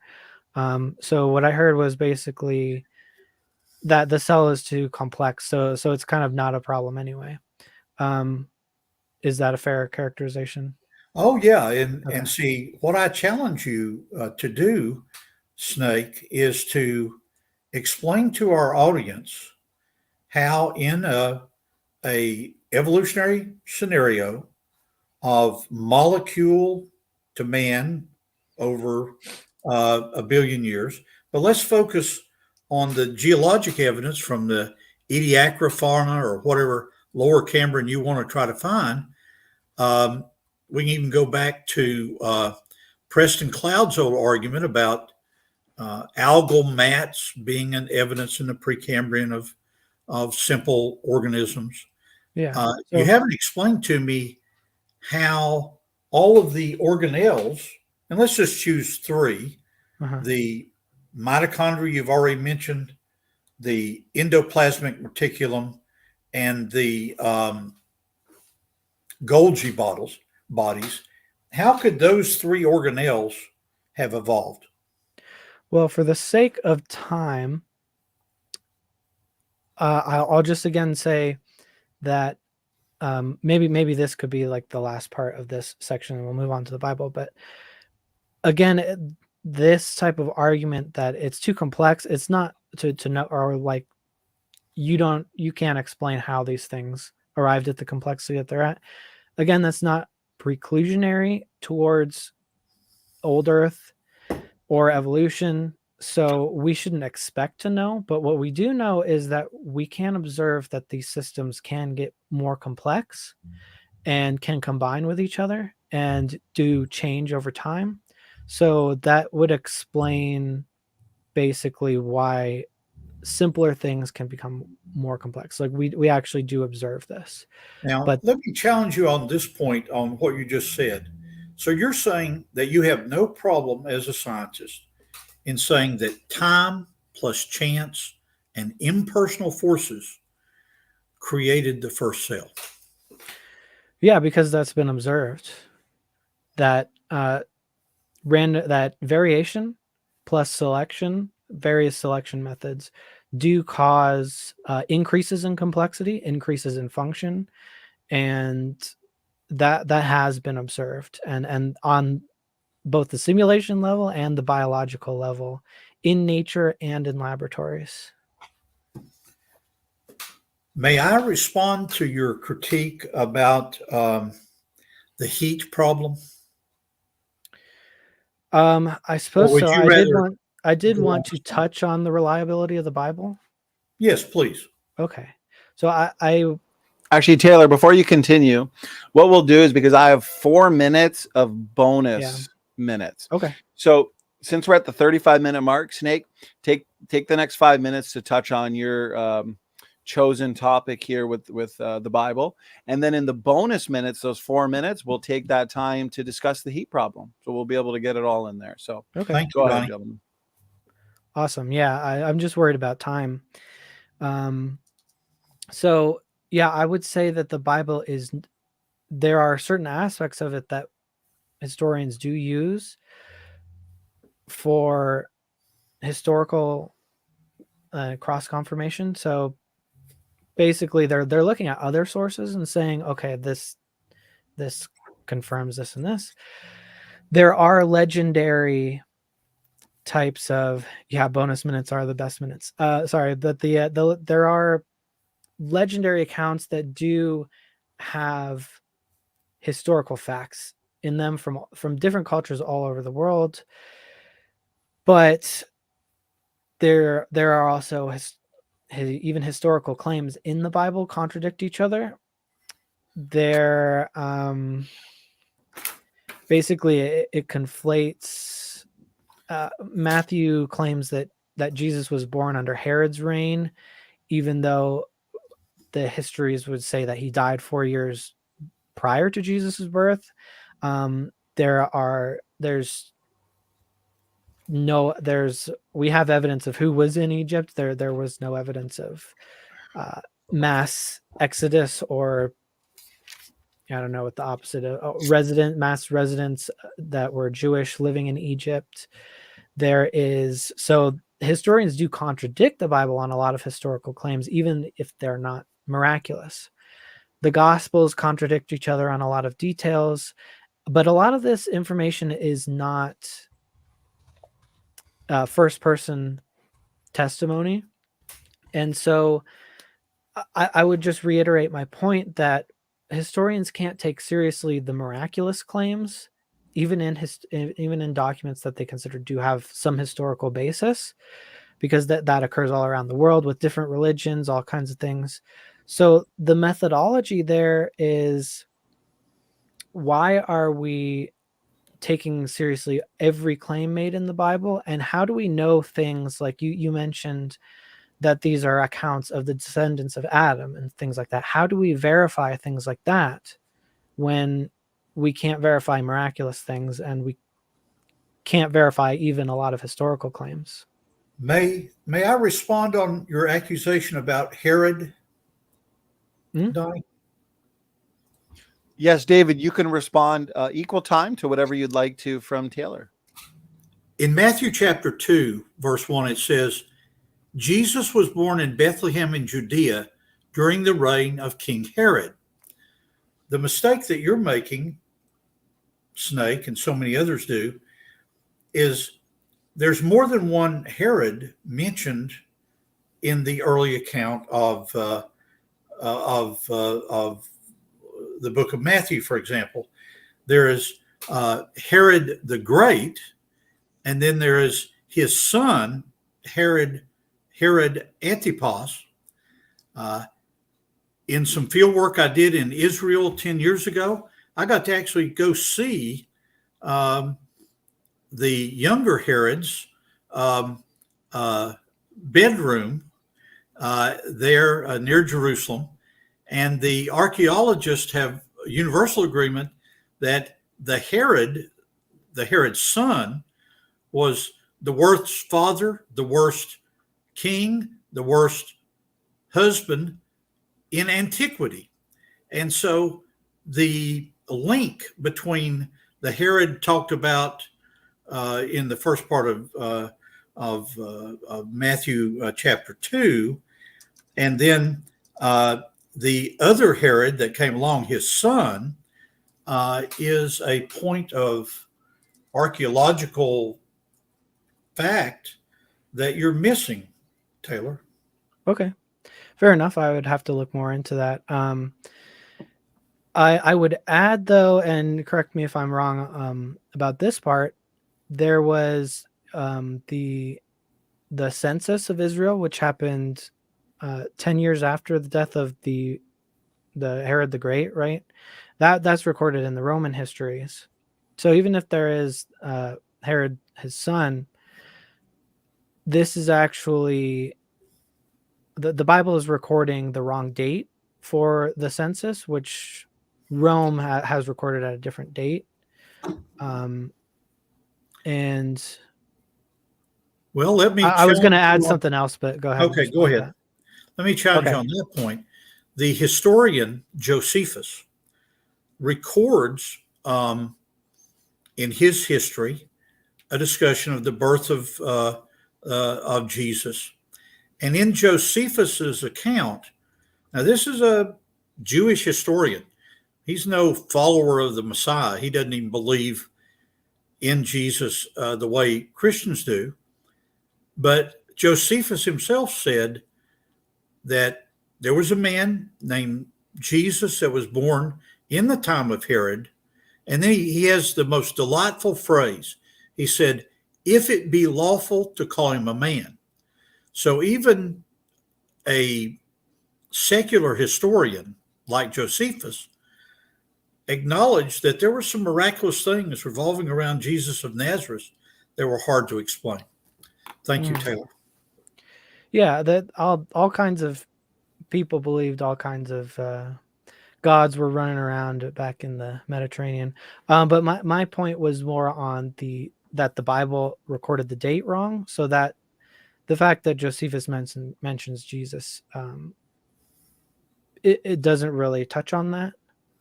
The other thing that I was going to bring up, I think, was there were the gospel contradictions. So the point is just that the Bible isn't very reliable on a lot of these details. But one major thing I would say is the claim that corpses were raised after the resurrection and went throughout seeing their loved ones in Jerusalem. And this would seem like to be a very major event, that people's loved ones were resurrecting and coming to see them within Jerusalem. And this is recorded nowhere in any of the other histories, which we should have, because there are writings of that time from tons of other sources in the area, around the area. And so again, I would just ask what methodology are you using to kind of verify the Bible as wholly reliable, especially the miraculous events like that, which we should have other records of? Well, let me critique you using the Watergate conspirators. You may know that Chuck Colson was one of the Watergate conspirators, unindicted co-conspirators. When I was in college in the early 70s, I followed the Watergate very carefully. Well, all those conspirators, and I'll use the number 10 and exclude G. Gordon Liddy from my argument, but within a year, every one of those unindicted co-conspirators gave up Nixon and were glad to see him forced to resign. Okay, now let's bring the analogy over to 10 of the 12 apostles. We won't talk about Judas Iscariot. Let's just choose another of the other 10. Every one of these, at the end of their life, could have saved their lives by recanting the gospel, recanting the death, burial, and resurrection of Christ. The rabbis had already put out the word that these 10 disciples overcame battle-hardened Roman guards and stole the body of Jesus from the tomb and buried it somewhere in Gaza.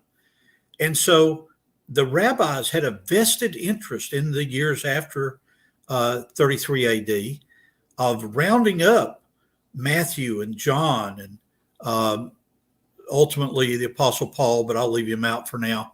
Let's say John and Mark and Luke, rounding up these guys and saying, if you will only tell us where the body of Jesus is, we will let you live.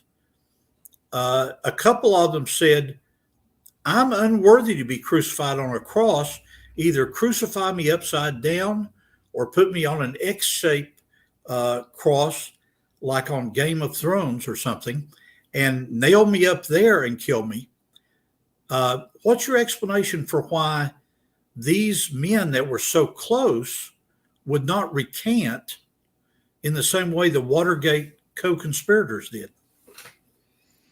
So you're talking about the martyrs? Yes. Right. So to my knowledge, there is just there are no martyrs that that we have any record that they had a chance to recant, and there are no records of firsthand records of martyrs doing so.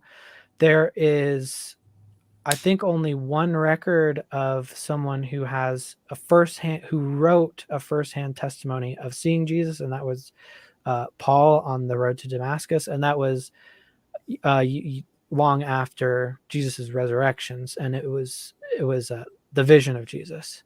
So we don't actually have any good historical evidence outside of just church tradition. Donnie, do you want me to go on to this counter argument about the heat problem? So what we'll do, Taylor and David, I think we've done an excellent job at keeping this debate thorough, talking about a diversity of topics within the greater scope of young earth creation. Snake, thank you for those two-ish topics there to discuss. For the bonus minutes now, we have exactly 4 minutes left. Why don't we now get into the heat problem? David, if we could, Taylor, could you take 1 minute to reiterate the argument, and then we'll allow David to respond to it, a little bit of back and forth on it, then we'll wrap things up. Taylor, go ahead. Sure. There's three main sources of heat, which is radioactive decay,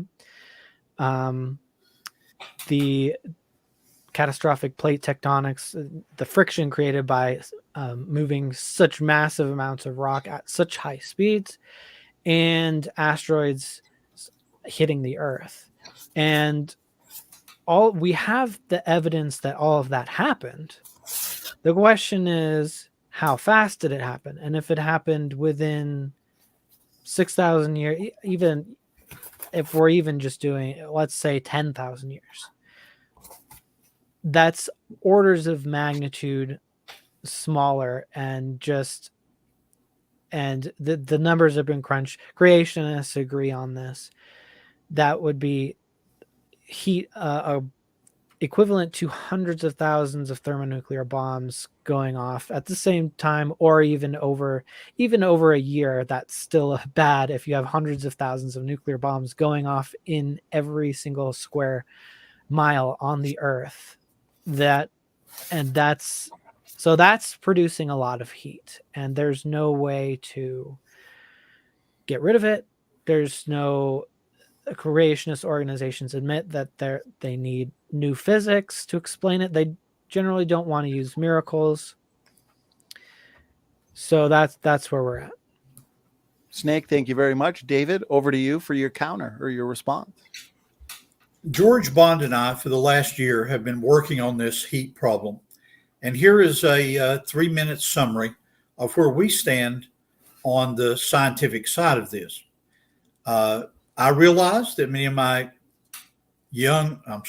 creationist buddies and many certainly old Earth creationists disagree with this analysis, but I think that it's true.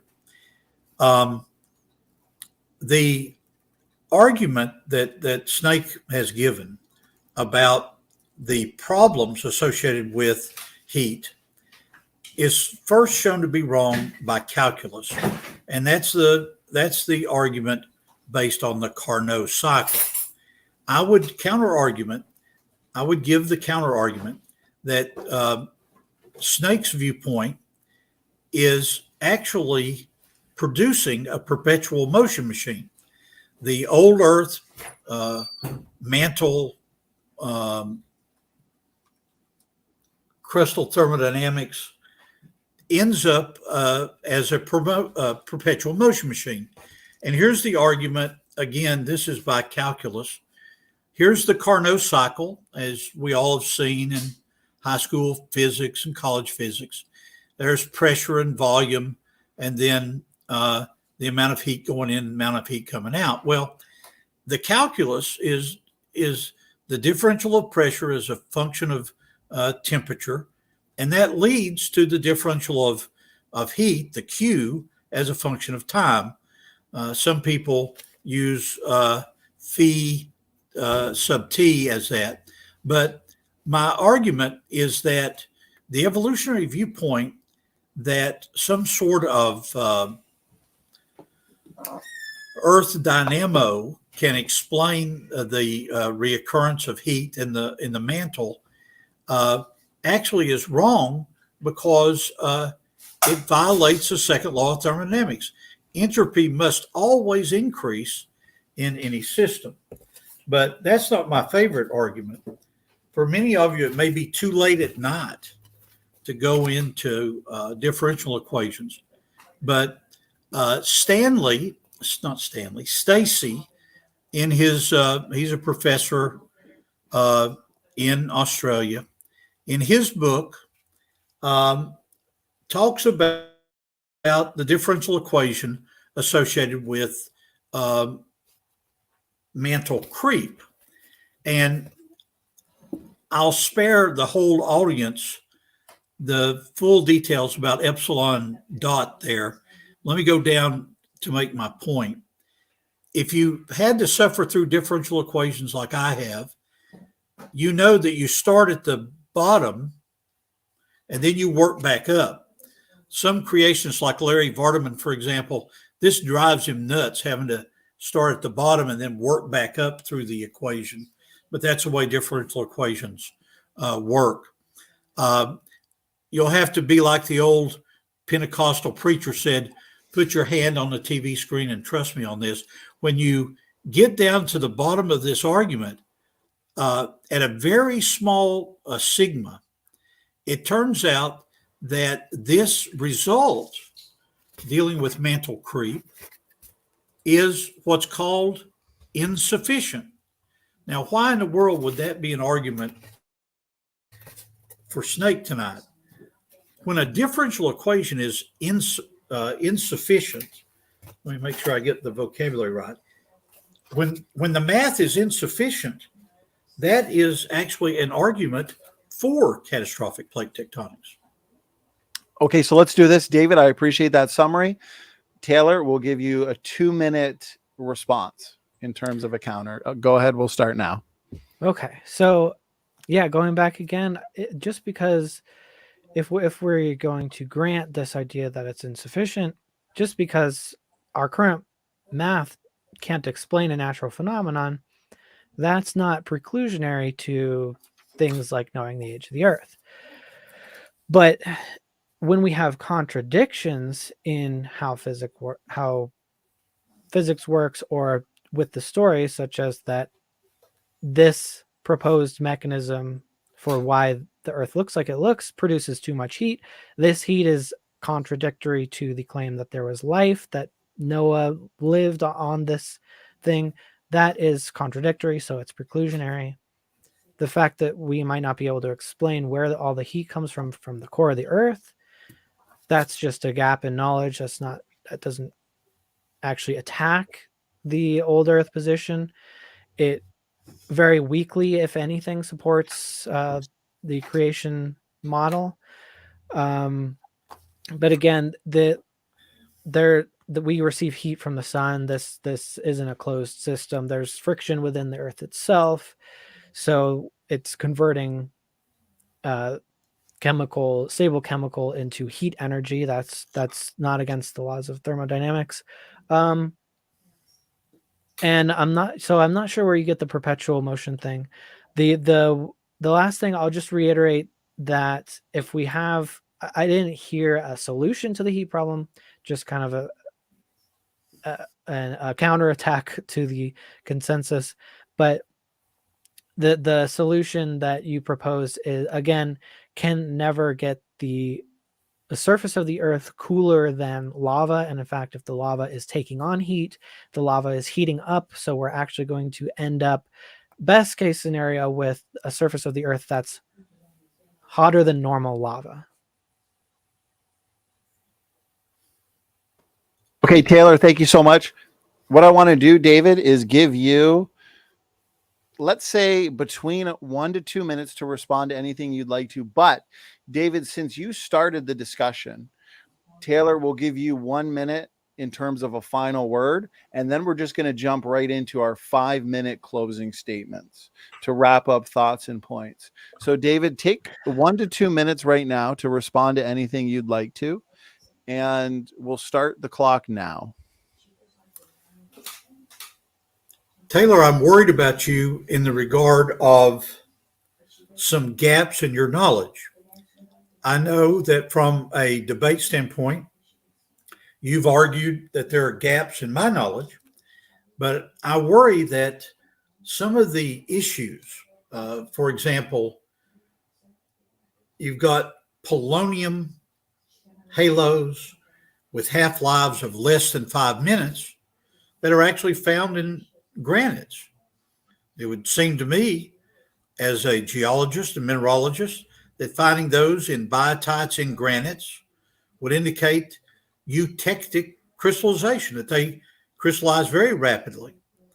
I think that you have not actually, nor none of your colleagues, correctly answered Gentry's argument that at least the decay rate cannot be shown by radioactive halos to be more accurate than 35% of the time. Not ignorant of the fact that that doesn't change a 5 billion year old Earth to 6,000 years, but it does introduce a 35% error.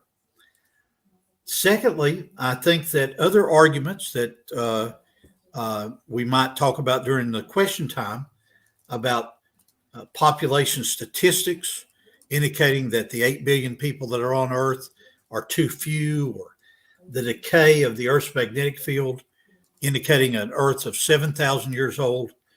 Again, if you preclude a dynamo theory, these are good arguments, I think, and arguments that you're overlooking because of a bias, an argument to authority, and your own faith in an evolutionary viewpoint. Good job. That's 2 minutes on the dot. So what we'll do, Taylor, now, because we do have some solid audience questions as well, Taylor, you get the last word for the discussion. So take 1 minute to respond to whatever you'd like to. And then anything you'd like to say, David, we do have 5-minute closing statements that we need to get to. So we'll jump into closings. Taylor, you get the last word. 1 minute. Go ahead. Cool. Well, so as a non-geologist, I can only point to work done by all other geologists, and I'll just use, obviously, the majority of geologists completely disagree with those conclusions, but I can even use other creationist geologists, including Gentry himself, who said that it is within the range of the natural decay. Andrew Snelling disagrees with Gentry. He says that the polonium halos are not evidence of accelerated nuclear decay, but in fact, accelerated nuclear decay needs to be invoked to explain the halos because they look so old, according to him. And he just disagrees in general with a lot of the halo stuff. So was there any? Yeah, I think that was all I needed to respond to. I'll get to the worldview stuff in the closing. Perfect. David, Taylor, I got to say, I really enjoyed this debate. I really enjoyed the back and forth discussion. Very cordial, very professional, and you both did a great job at keeping it equally timed, but also focusing on one topic at a time. So with that, let's jump into some closing statements, which means to the audience, we have exactly 10 minutes left for you to get in your final questions for tonight. The topic, Young Earth Creation on Trial. David McQueen, 5 minutes. Whenever you're ready, the floor is yours. Okay, I'm going to look at my clock here. How do I summarize my concern? My concern revolves around the issue of authority. Taylor has made a great argument, and from the standpoint of the National Forensic League, the debate points and who wins a debate, he has brought in a number of counter arguments, including counter arguments from my colleague Andrew Snelling. He knows of my disagreement, and we hope to get together in Australia in the years to come, and for him to show me some of the things he's seen there. Having said that, the fact that most people disagree with the viewpoint of young earth creationism doesn't mean that it's true. Or to put the argument on the other side, my arguments for a young earth allow me as a professional geologist to explain 9 out of 10 rock groups that I have seen worldwide as I have traveled. And so the fact that most people disagree with me doesn't concern me. My redheaded wife, Shirley, and I recently celebrated our 50th wedding anniversary. My wife doesn't agree with everything I say, but that doesn't mean that I'm not still right. No, she'll listen to this. She knows I'm not always right. So all joking to one side, let me conclude by reading a very interesting paragraph written by the AIG scientist Mortensen. Many of you know him. And he wrote this back in 2011. So this is a viewpoint that was in a small book called A Pocket Guide to Compromise. And here's what he says on page 85 of that book. He presents an argument on why Christians should not accept millions of years. And here is the way I will conclude. There is an intensifying controversy in the church all over the world regarding the age of the earth. And if you've listened to this debate, you see that that's true, even between an agnostic or no atheist like Taylor and me. For the first 18 centuries of the church history, the almost universal belief of Christians was that God created the world in 6 literal days, roughly 4,000 years before Christ, and then destroyed the flood in the time of Noah. And this is the precautionary side of what I have to comment about. The human cell, the DNA that we've argued about, in my mind, argues for an intelligent designer that is the first cause. It's the God of Genesis chapter 1. But we have to keep in mind that the creator God, by the time you get up to the sin of Adam and Eve, is the offended creator. We have offended this creator God. Many of the fraternity brothers that I would argue with 50 years ago at the University of Tennessee, they would say, "Oh, I'm not going to become a Christian," and then they would list some particular sin, drunkenness, promiscuity, that they enjoy more. Somewhere in their mind, they know that if they were to put their trust in this creator, they'd have to give that up. For most of human history, the foundational belief was that the earth was young. But let me read on. About 200 years ago, some scientists developed new theories about the age of the earth. They proposed that the earth and the universe were millions of years old. Why did they do that? If you say that organic evolution occurred in 6,000 years, nobody believed that. It's counterintuitive. 30 seconds. A growing number of Christians, now called young earth creationists, including many scientists, hold to the traditional view, believing that it's the only view that is fully faithful to Scripture and that fits the scientific evidence far better than the old Earth evolutionary view that Taylor has presented. David, thank you very much for that 5-minute concluding statement. I have to say, this debate has really flown by. I really enjoyed this. Snake, we're going to give you now 5 minutes for a closing statement. Whenever you're ready, the floor is yours. Okay, so yeah, I tried to focus on methodology tonight. How do we know things? And I don't think you need to have 100% certainty or 100% proof to be confident of science or scientific knowledge. So weighing the different amounts of evidence is a useful methodology. And just because there are gaps in knowledge doesn't necessarily mean that there is a problem there. So you readily admit that you are reliant on an argument from authority. I would push back that I'm using it. I do bring up consensus, but that's because these scientists are actually producing results. It's not an argument from popularity. It's an argument from results. So I don't need faith that successful science produces applicable knowledge. The fossil fuel industry uses consensus geology to find oil. Young Earth creationism doesn't produce technology. It doesn't produce novel discoveries. It doesn't produce predictions, but evolution and modern geology do produce that. There, you mentioned an almost universal belief of Christians in old Earth, or sorry, young Earth, but it was almost universally believed back then that the Earth was flat too. So again, you seem to be using the very fallacies that you take issue with me committing, but even admitting that maybe we're both using them, there's still evidence on my side.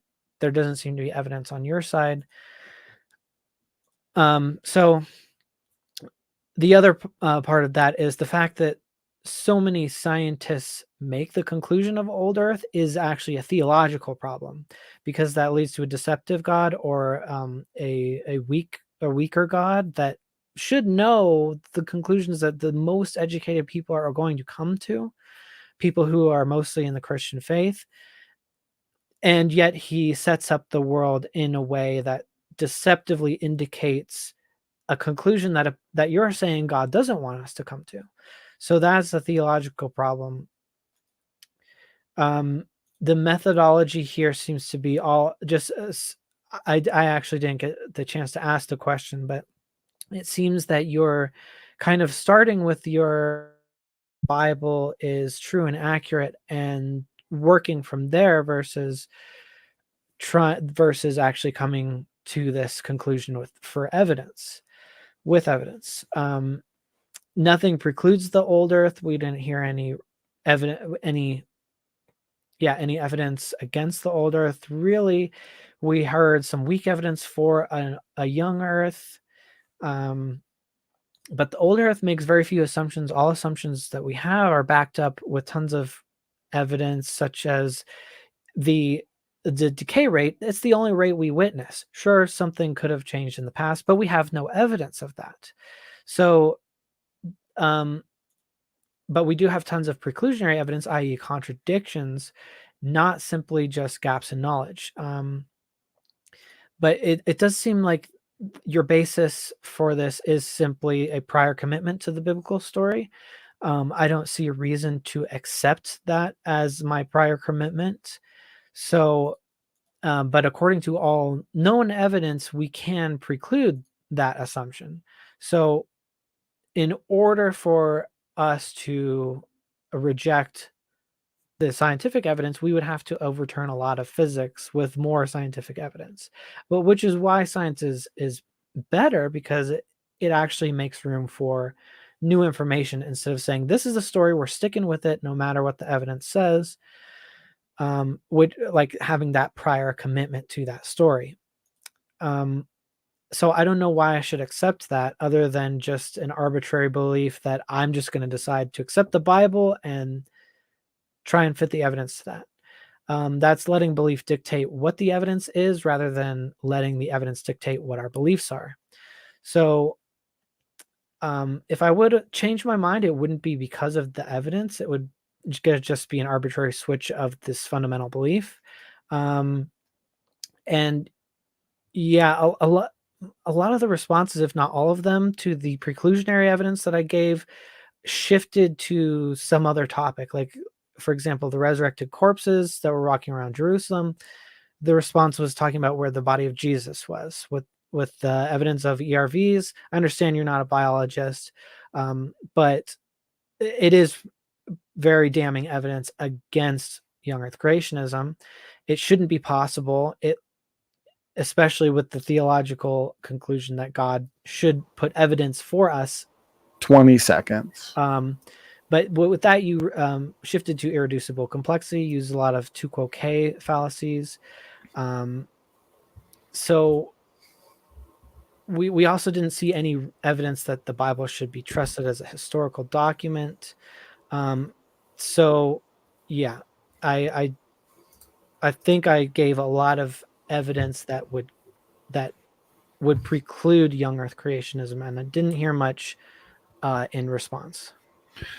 Okay, that's roughly 5 minutes. Thank you for your concluding statement, Taylor. Thanks for the concluding statements to the both of you. Now, before we engage about 25 minutes worth of questions, David and Taylor, did you need a couple minute break before we get into the questions, or would you like to get right into them?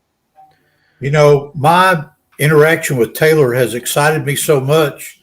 I see that we're at 2 hours and 15 minutes. For heaven's sakes, I can go all the way 45 more minutes, all the way up to a 3-hour thing. Wow. If Taylor is willing to answer the audience questions. I was going to say it was an enjoyable debate. You are quite a lovely interlocutor. And yeah, it does not seem like it's been 2 hours. So let's keep going. 2 hours and 15 minutes has flown by. I appreciate how professional and respectful you've been to each other. So we're setting records tonight. We're going to try and hit that 3-hour mark. So drink lots of water, extra coffee. Let's have some fun. To the audience, if you have any on-topic questions, since we are going to have a thorough and extensive Q&A, tag me and we can have some fun. So maybe even some questions pertaining to topics that were brought up during the debate, but we may not have had all that much time to discuss.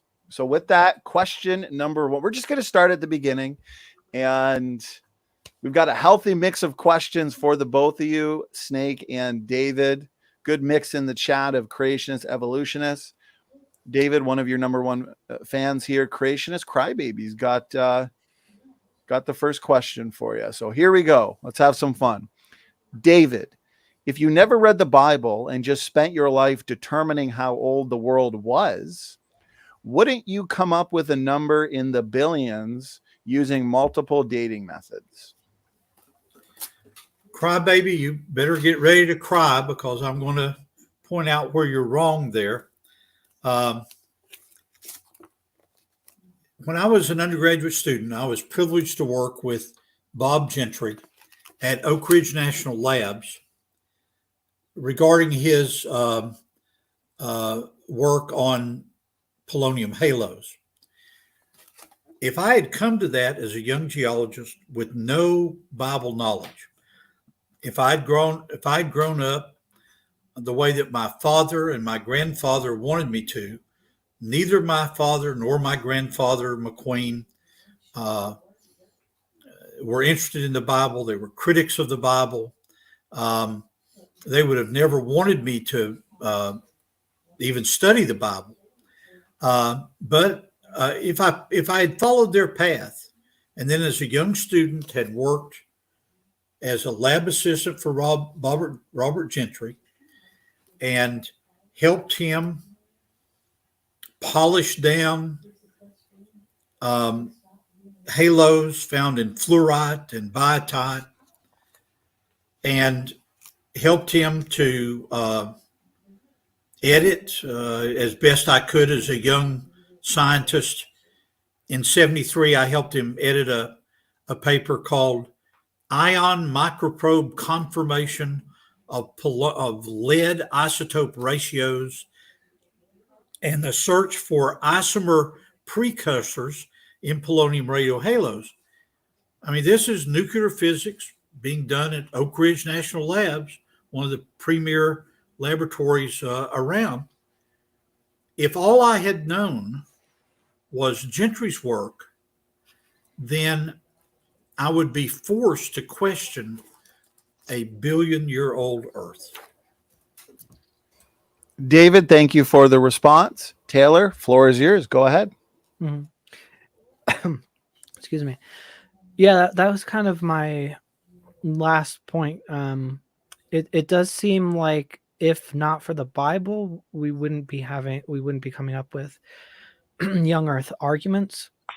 You may be an outlier, Gentry, maybe too, but the majority of people are actually concluding opposites. So it seems like, and again, this is not an argument from popularity, it's an argument from why is the evidence such that it's so unclear that, assuming you're right, that all of these people are making a mistake and they're highly educated. And the fact is that not even a few hundred years ago, it was all young Earth creationism.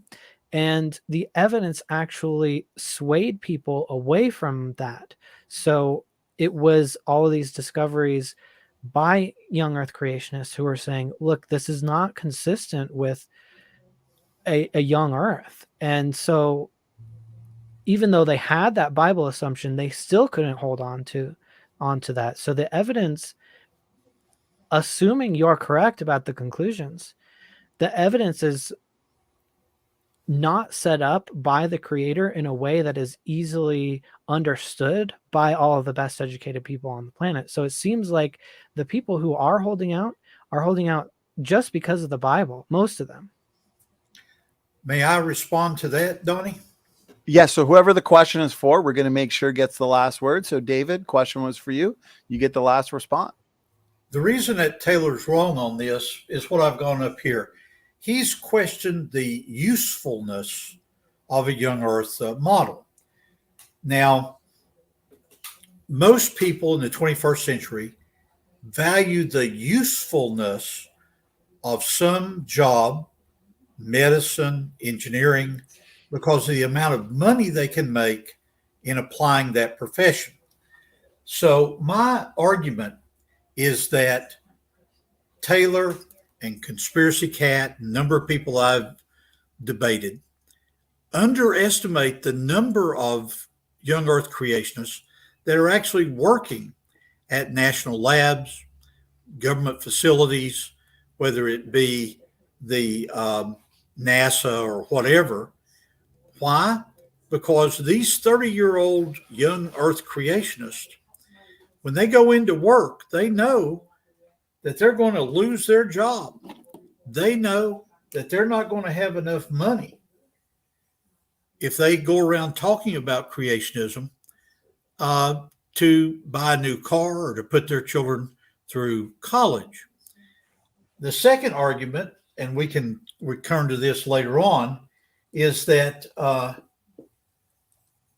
my own research on porphyrins in the chemistry of crude oil gives a number of predictive things, leads to predictions that might allow us to find additional crude oil. If we want to return to that, we can do that. Back to you, Donny. David, thank you for the final word. And to both of you, thanks for the responses. So we'll change it up now. We got a question for Snake from Taylor K. Thank you very much for your question, Taylor. So she's asking, salt is currently being added to the ocean at a rate of, there's the rate for you, per year. If the oceans are 3 billion years old, they would be much saltier at this rate. Question is, why are the oceans not as salty? Yeah, so the rate of salt addition is variable, and so that can go up and down. The argument with things like limestone deposition is that is also variable, but there is an observed cap to it. So we haven't observed a rate that's fast enough for it to have been deposited in 6,000 years. So there's probably a cap for how much salt can be added to the ocean as well. But the fact that both of those rates are variable, the fact that the salt rate can go down would be perfectly consistent with reality. And so this current rate that we're observing is, again, not preclusionary in the sense that there isn't actually a contradiction. And if I could clarify one thing, I'm not going to try and fully respond to the last part, but I'm not saying money is the important thing. It's whether it works or not. Thank you, Taylor. Okay. David, floor is yours. Let me take a moment, Taylor, and correct a point that you've made there.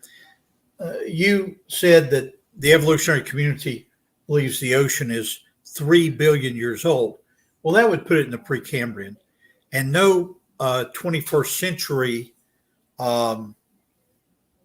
geologist would say that the ocean floor is that old. In contrast, they put the age as Triassic, that there's no part of any ocean worldwide that has been cored and looked at that looks older than Triassic. Now, why would that be important in this argument about the amount of NaCl that is going into the ocean? It's important for this reason. The evolutionary community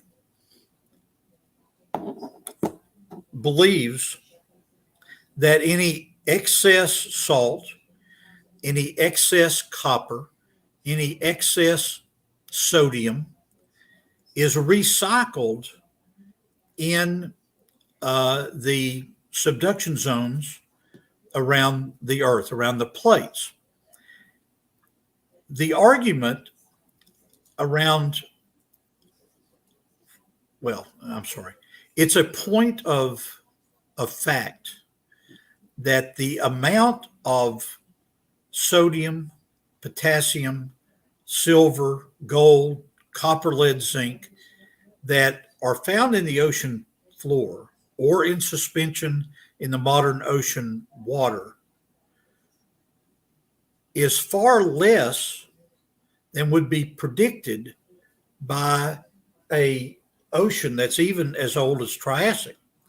And so the overall argument that you make in that question is actually a good one. And I would challenge Snake to explain how, why the amount of sodium, the amount of copper, lead, zinc doesn't match even a Triassic age for the ocean. Mm-hmm.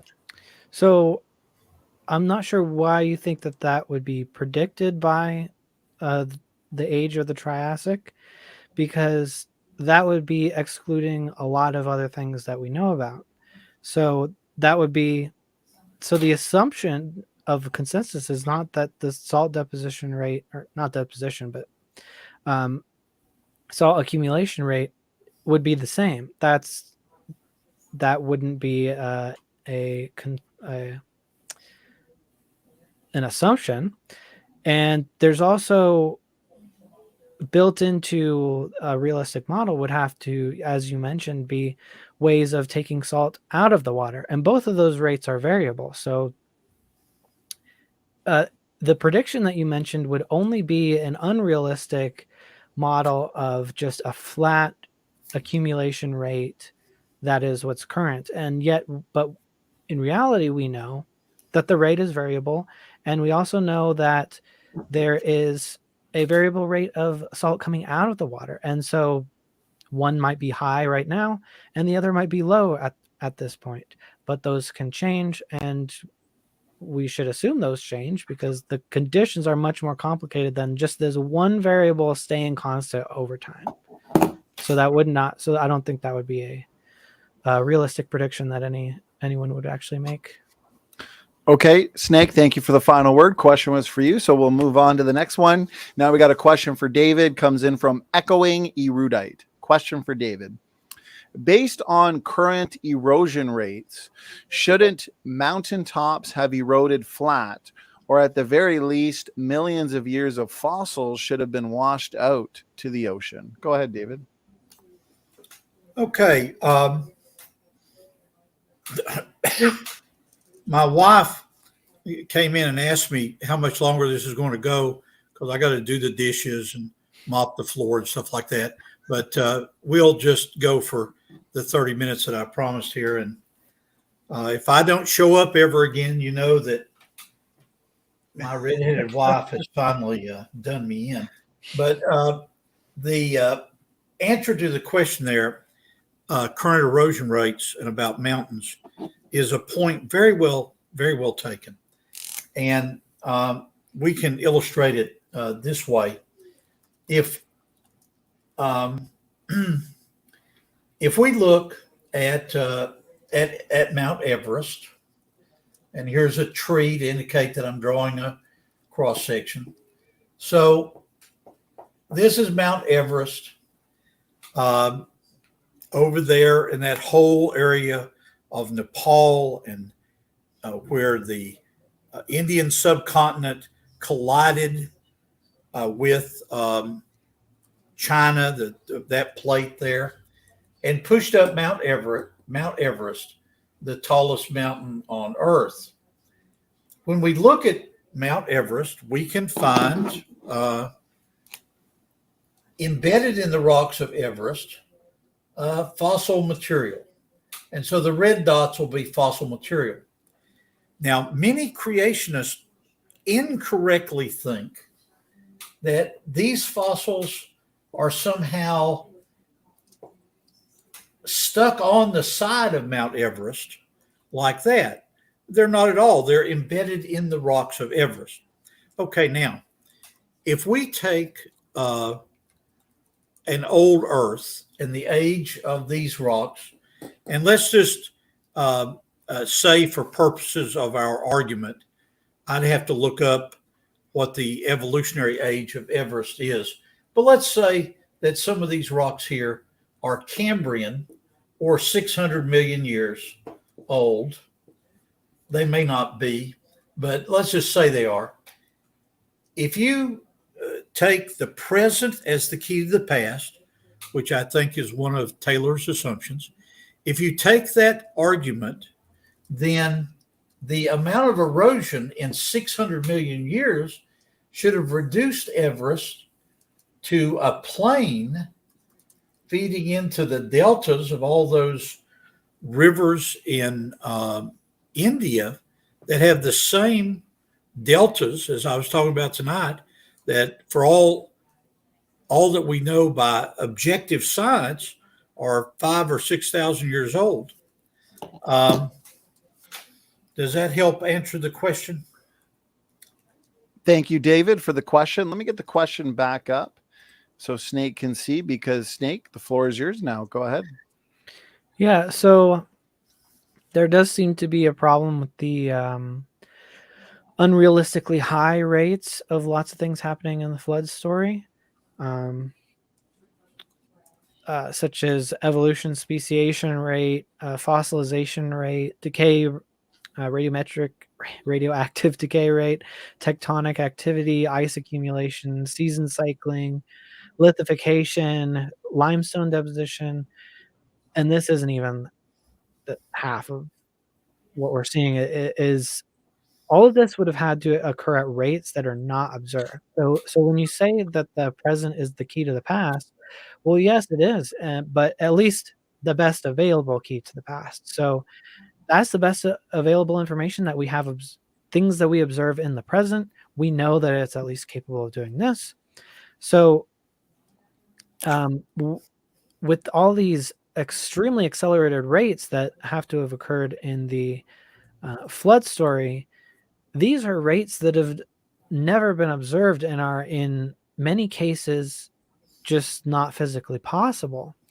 And so, yes, the observed rates are a much better key to the past, because that's what can be confirmed. We can't confirm these highly exaggerated rates beyond anything that's ever been observed, and in fact, which are observed to not be possible.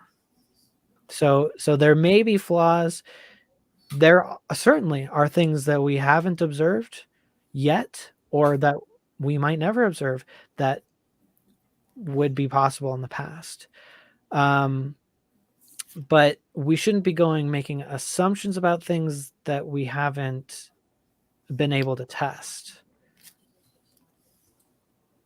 Thank you, Taylor, for the response. David, this time around, it's your question. You get the last word. Go ahead. This would be my challenge to why what Taylor says is not true.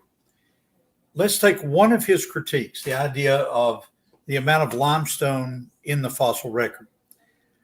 I have argued over the last year that the evolutionary community is ignoring the chemistry around limestone.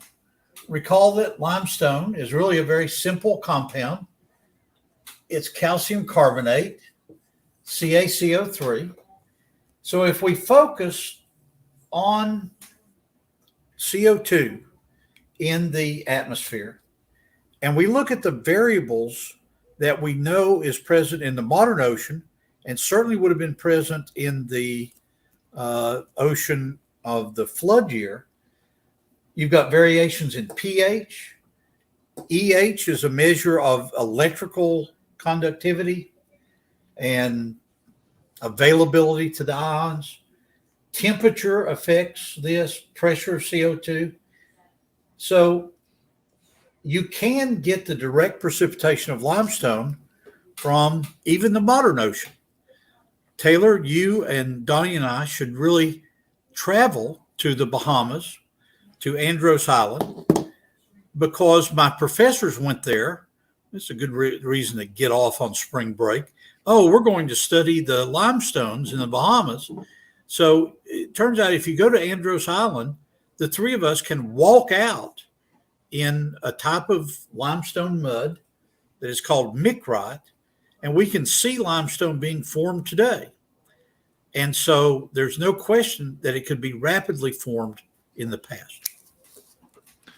David, thank you for the final word. Appreciate the question, echoing erudite.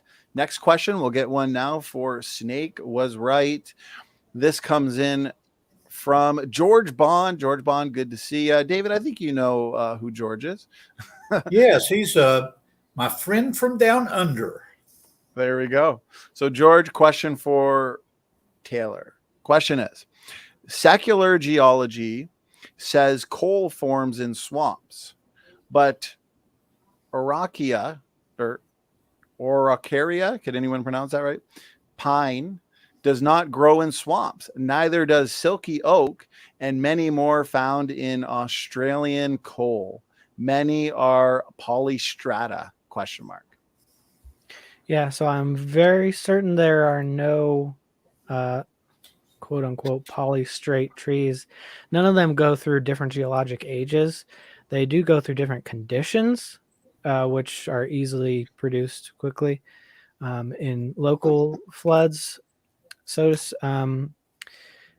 the other thing is, yeah, and not through coal.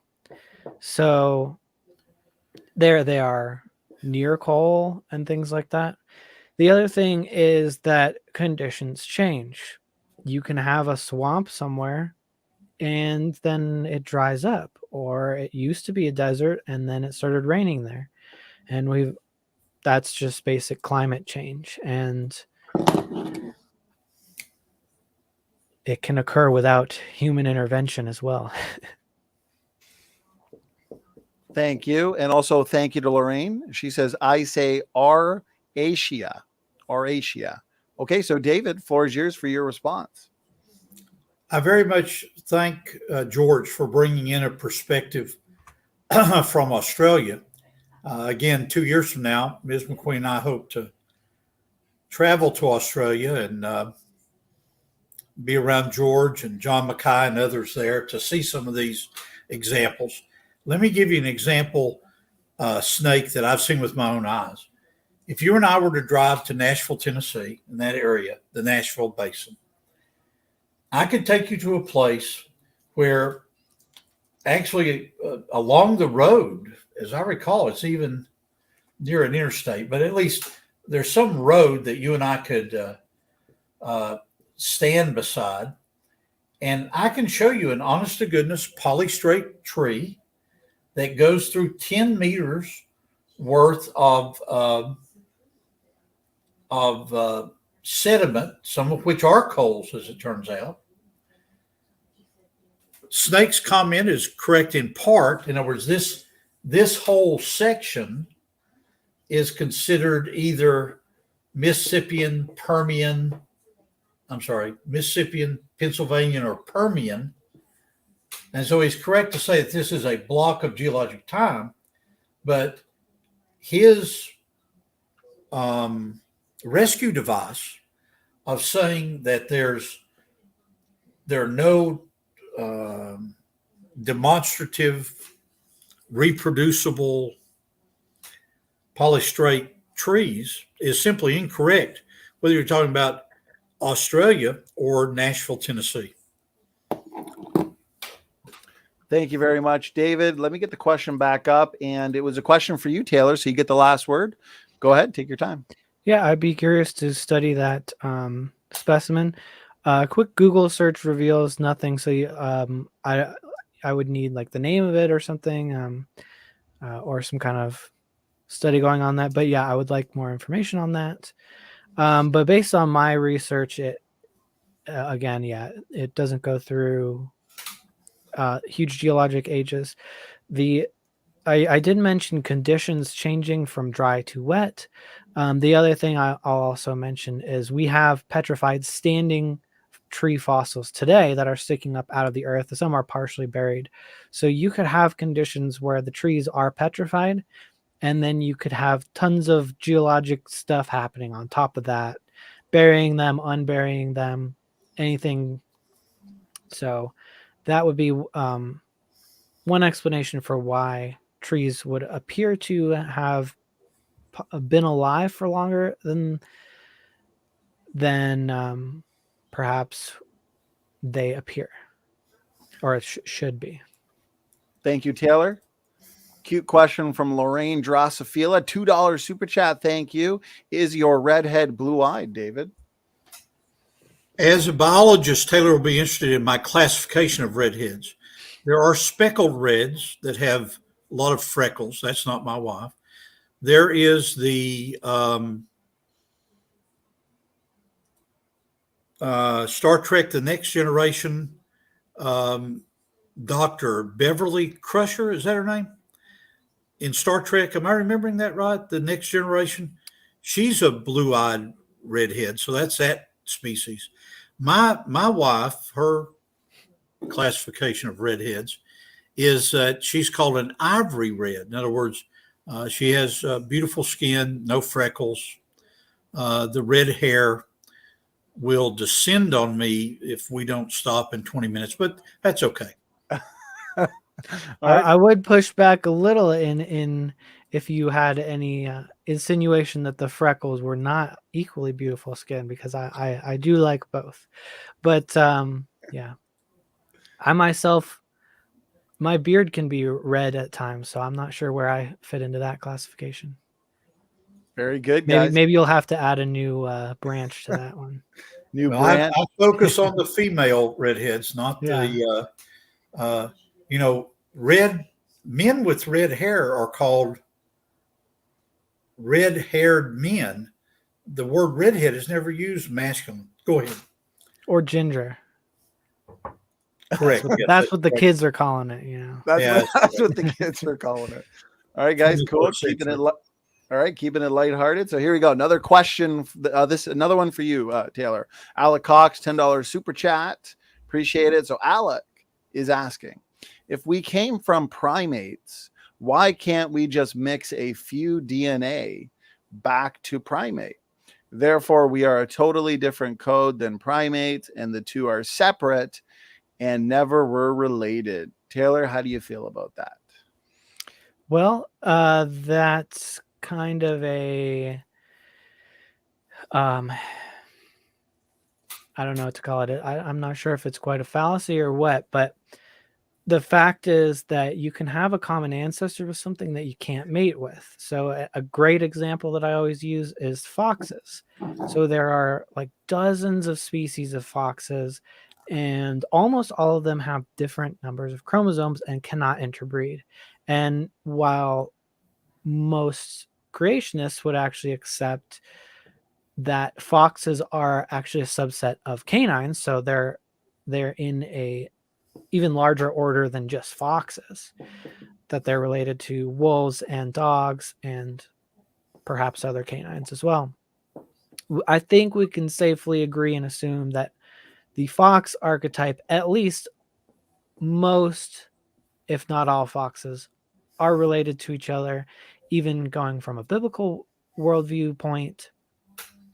But they all have different numbers of chromosomes, and they can't interbreed with each other, and they can't interbreed with other canines. I think maybe there might be some coyote foxes, but they can't. There's no confirmed interbreeding with wolves and foxes or dogs and foxes, and most foxes can't interbreed with each other either. So it's an observed phenomenon that animals can have variations in chromosomes and still be interfertile and still perpetuate their species, but they have these genetic anomalies that happen that lead to eventually down the line not being able to mate with their own ancestral or sister kinds, so to speak. So that's the reason we can't mix DNA with primates. I don't know if the question is asking mix a few DNA back to primate is talking about actually breeding with them. That would not be possible because of the chromosomal structure. But again, that's not preclusionary to the theory that we're related, because we know that it's possible for related animals to come to a point where they have different incompatible chromosomes. Thank you, Taylor. Also, Alec, thank you for the question. And David, the floor is yours for if you had a response. Alec, let me get Donnie to give me my screen, full screen, and I'll present a counter argument to what we're talking about here. For 40 years of my professional life as a young earth creationist, I have heard repeatedly this human chimp comparison when it comes to DNA sequences and so forth. As Taylor has correctly pointed out, I'm professionally trained as a geologist, but that doesn't mean that I can't think. And it also doesn't mean that I haven't actually taught biology at the college and high school level. And so I do know something about DNA sequencing. And so the evolutionary scientists that I've argued with over the years, oh, McQueen, you idiot, don't you know that if you look at the genome sequence of DNA in a chimpanzee and a human, that there's great similarity. And over the years, Donnie can give us more information on this, but over the years, there's been a variety of numbers. Oh, it's 50% like humans or 70% like humans. Well, the argument that's been made, really going back to the day of Dwayne Gish and Henry Morris in the 1970s, was that so what if a chimp is supposed to have 2 legs and 2 arms, and a human is supposed to have 2 legs and 2 arms? There's no surprise that there would be similar DNA. In other words, using the engineering example, going back to Paley's argument about watches being found on seashores, if we look at 2 different watches, here's a clock, and then here is a wristwatch, there are similarities. There's a second hand and a hour hand and minute hand. But that doesn't mean that the pocket watch evolved into the clock. Thank you, Donnie. Okay, thank you, David. Taylor, question was for you. You get the last word. Yeah, so just to strengthen the argument a little, that we are related to other primates. Well, it's interesting that creationists will readily accept that we can detect Neanderthal DNA in human DNA. And so it's not an argument that the creator simply made humans and Neanderthals separately, but with common DNA parts. But they actually accept, no, we can actually detect that this has a common lineage with Neanderthals. They don't carry over the same argument with other primates for some reason. But it's not possible that we're not related to the other primates, especially having a common ancestor with chimps. Not that we evolved from chimps, but both of us evolved from the same common ancestor.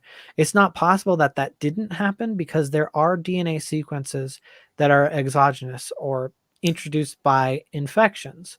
And we have the same ones in the same places on the same chromosomes and the same genes. And we have hundreds of them. And so this is mathematically impossible. If this was introduced as exogenously, they're called endogenous because they have moved from exogenous to endogenous. That's the ERVs. You could even take away the assumption that they got there from infections and that they instead got there because they are transposable elements, that they instead got there via just transposition. Again, impossible for them to have landed in the same spots just by chance. So again, mixed with the fact that we can't mate with them is not preclusionary, because we know that common ancestors can have these chromosomal anomalies that lead to chromosomal differences not being able to mate. Chromosomal incompatibility, that was the word I was looking for. That mixed with that, there's really no reason to deny this relationship.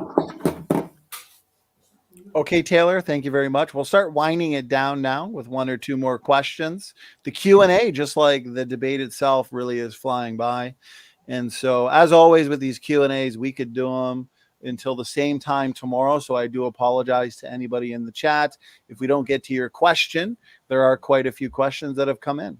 Okay, so next question for David, another one from Creationist Crybaby. David, weren't the Himalayas formed by two tectonic plates, Indian and Eurasian plates, colliding over millions of years? If not, how did they form so rapidly? Okay, Crybaby. I appreciate you looking up the exact names here. And so we'll do this is a map view. So this is north.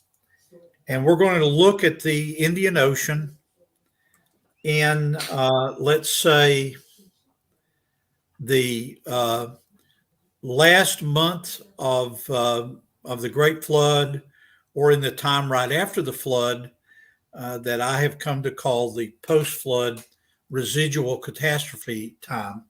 But one way or the other, here you've got the plate, as you correctly call the Eurasian plate, and then the Indian plate is moving up this way, and this is an area of subduction here. So I'll do SZ for subduction zone. And so the Indian plate did collide in a catastrophic plate tectonics model rapidly with the Eurasian plate. And that collision created the mountain range that includes Everest. And so, crybaby, the issue is not, was there a collision? There was a collision. 21st century creationists acknowledge it's a collision. But the issue is, did it happen rapidly or slowly? Many of you that are new to Standing for Truth may not know the name Baumgartner. And if you go back and Google this name, you'll find that he has done a tremendous amount of work modeling catastrophic plate tectonics. As we've pointed out earlier in the debate, I think there is let me get another color here. I think there is a reasonable argument for heat dissipation around catastrophic plate tectonics, which would explain how this could have happened in a matter of hundreds of years rather than millions. Snake? Yeah, I think the main problem with that, again, would be the heat problem. And Baumgartner himself reports the numbers on just how much heat would be produced by the friction of this, as well as the fact that, going back to the thing like the present is the key to the past, we have observed continents moving slowly. We have not observed continents moving extremely fast. Now, is it possible that continents moved really fast in the past or moved faster in the past? Sure. We don't have evidence of that. We only observe what we can see today. But there is preclusionary evidence to them moving that fast, because if they moved that fast, then it would have melted the earth, which is, again, going back to the heat problem. So like, that's contradictory evidence, not just a gap in knowledge. Appreciated, Taylor. David, you get the last word. Question was for you. Go ahead. And then I'd like to take one more question. Again, if I don't see you again, Taylor, it's because of my wife murdering me in my sleep. But got to go in 5 minutes here. But let me do a quick. I'm in the same boat. You're in the same boat. Right about now. But the answer to your question is a detail that you don't apparently know. If this is the east coast of North America, and here is Greenland, here Nova Scotia, here Ireland here, and England here. A man working at NASA Goddard in Greenbelt, Maryland, that I interacted with in around 1980. This fellow named Lohman took a close look at how the idea of continental separation is shown by laser imaging. And so he looked at, you've got to do this in pieces. A laser image there, Greenland. I left out Iceland. In Iceland, you can actually go across the mid-Atlantic ridge, and see that in some detail. And then here is Ireland, and then England here. If you look at the measurements, the actual laser measurements in the modern context, and this is data that was gathered in the 70s, I guess, the standard deviation of error. So the standard deviation of error in these methods is within the 5 centimeter claim of the evolutionary community of separation across the mid-Atlantic ridge. And so this guy Lohman came up and said, well, there's no evidence of modern separation, but there's plenty of evidence of separation in the past. What do you make of that, Taylor?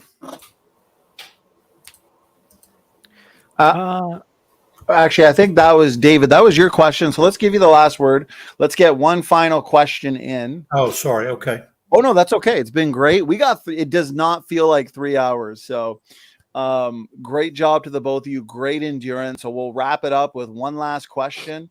Thank you. And David, if this is the last time we hear from you or see you, at least this was an epic debate. So we'll remember you in a good light. You and Taylor both making for a You're a kind debate. man, Donny. You're a kind man. You too, Taylor, because you said you're in the same boat.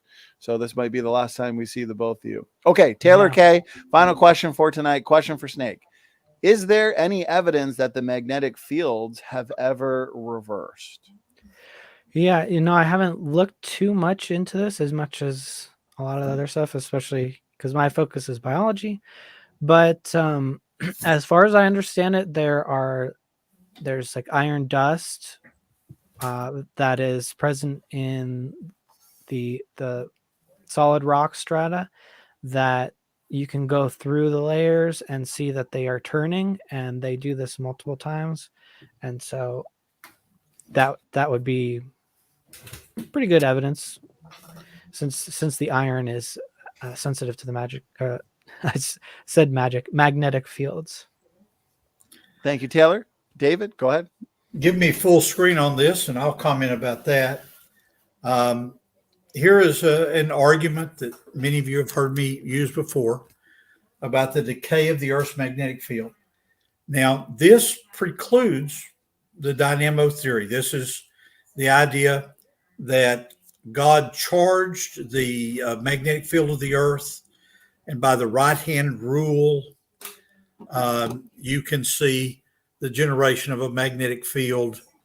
If this is an equatorial magnetic field, it generates equatorial electrical current generates a magnetic field perpendicular to it.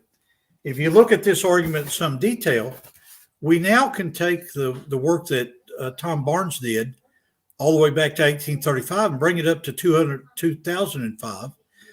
And we can see that the magnetic moment measured in amp per meter squared times 10 to the 22nd has decreased with time, with a half-life of 1,400 years.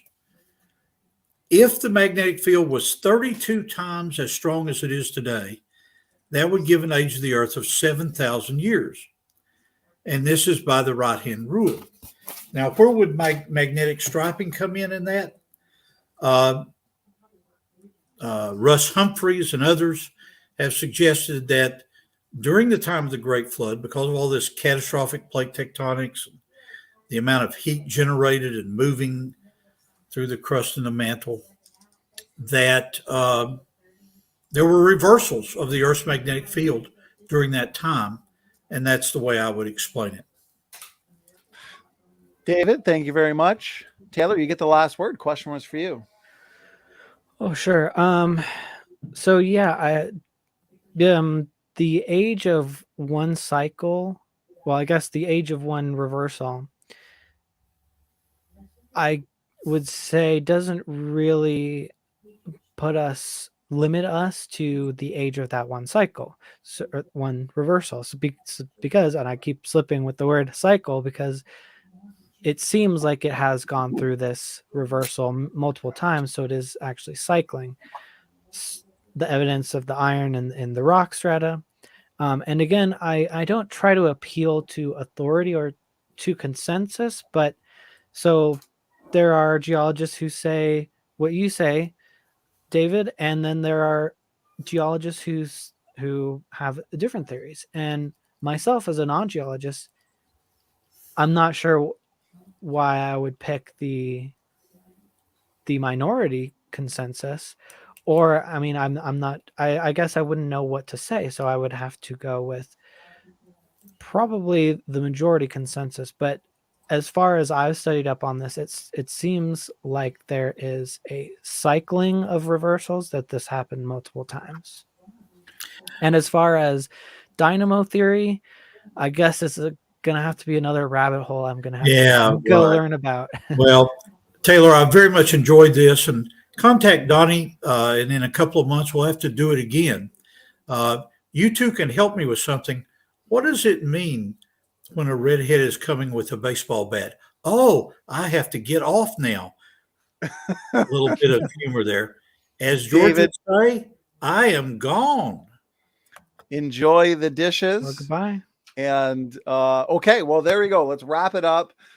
We hit it's been a 3+ hour debate. So everybody, this is a comprehensive debate on young earth creation. Young earth creation is on trial. So David, who has now left us, hopefully we'll see him again in the future. And I want to thank David and Taylor, obviously, for doing this. Tons of fun for the audience question. We went about 50 minutes for that audience Q&A. So to anyone's question who we did not get to, I apologize. But again, I think this was a debate to remember. I had a lot of fun. Taylor, hope you did as well. Taylor, did you want some final words, final thoughts? Huh? No, that was fun. Thanks for having us. Okay, my pleasure. Doki Doki Bible Club. So last thing I'll say, you want to see more from our debaters.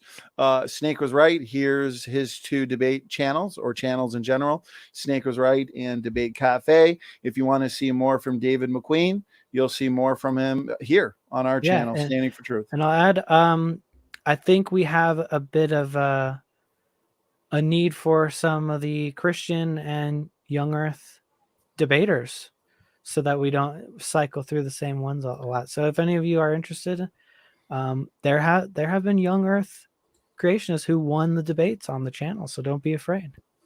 Well, there we go. I'll slip you a 20 before the debate that I do on your channel, and That's you can how give it me works. That's how yeah. bribing, right?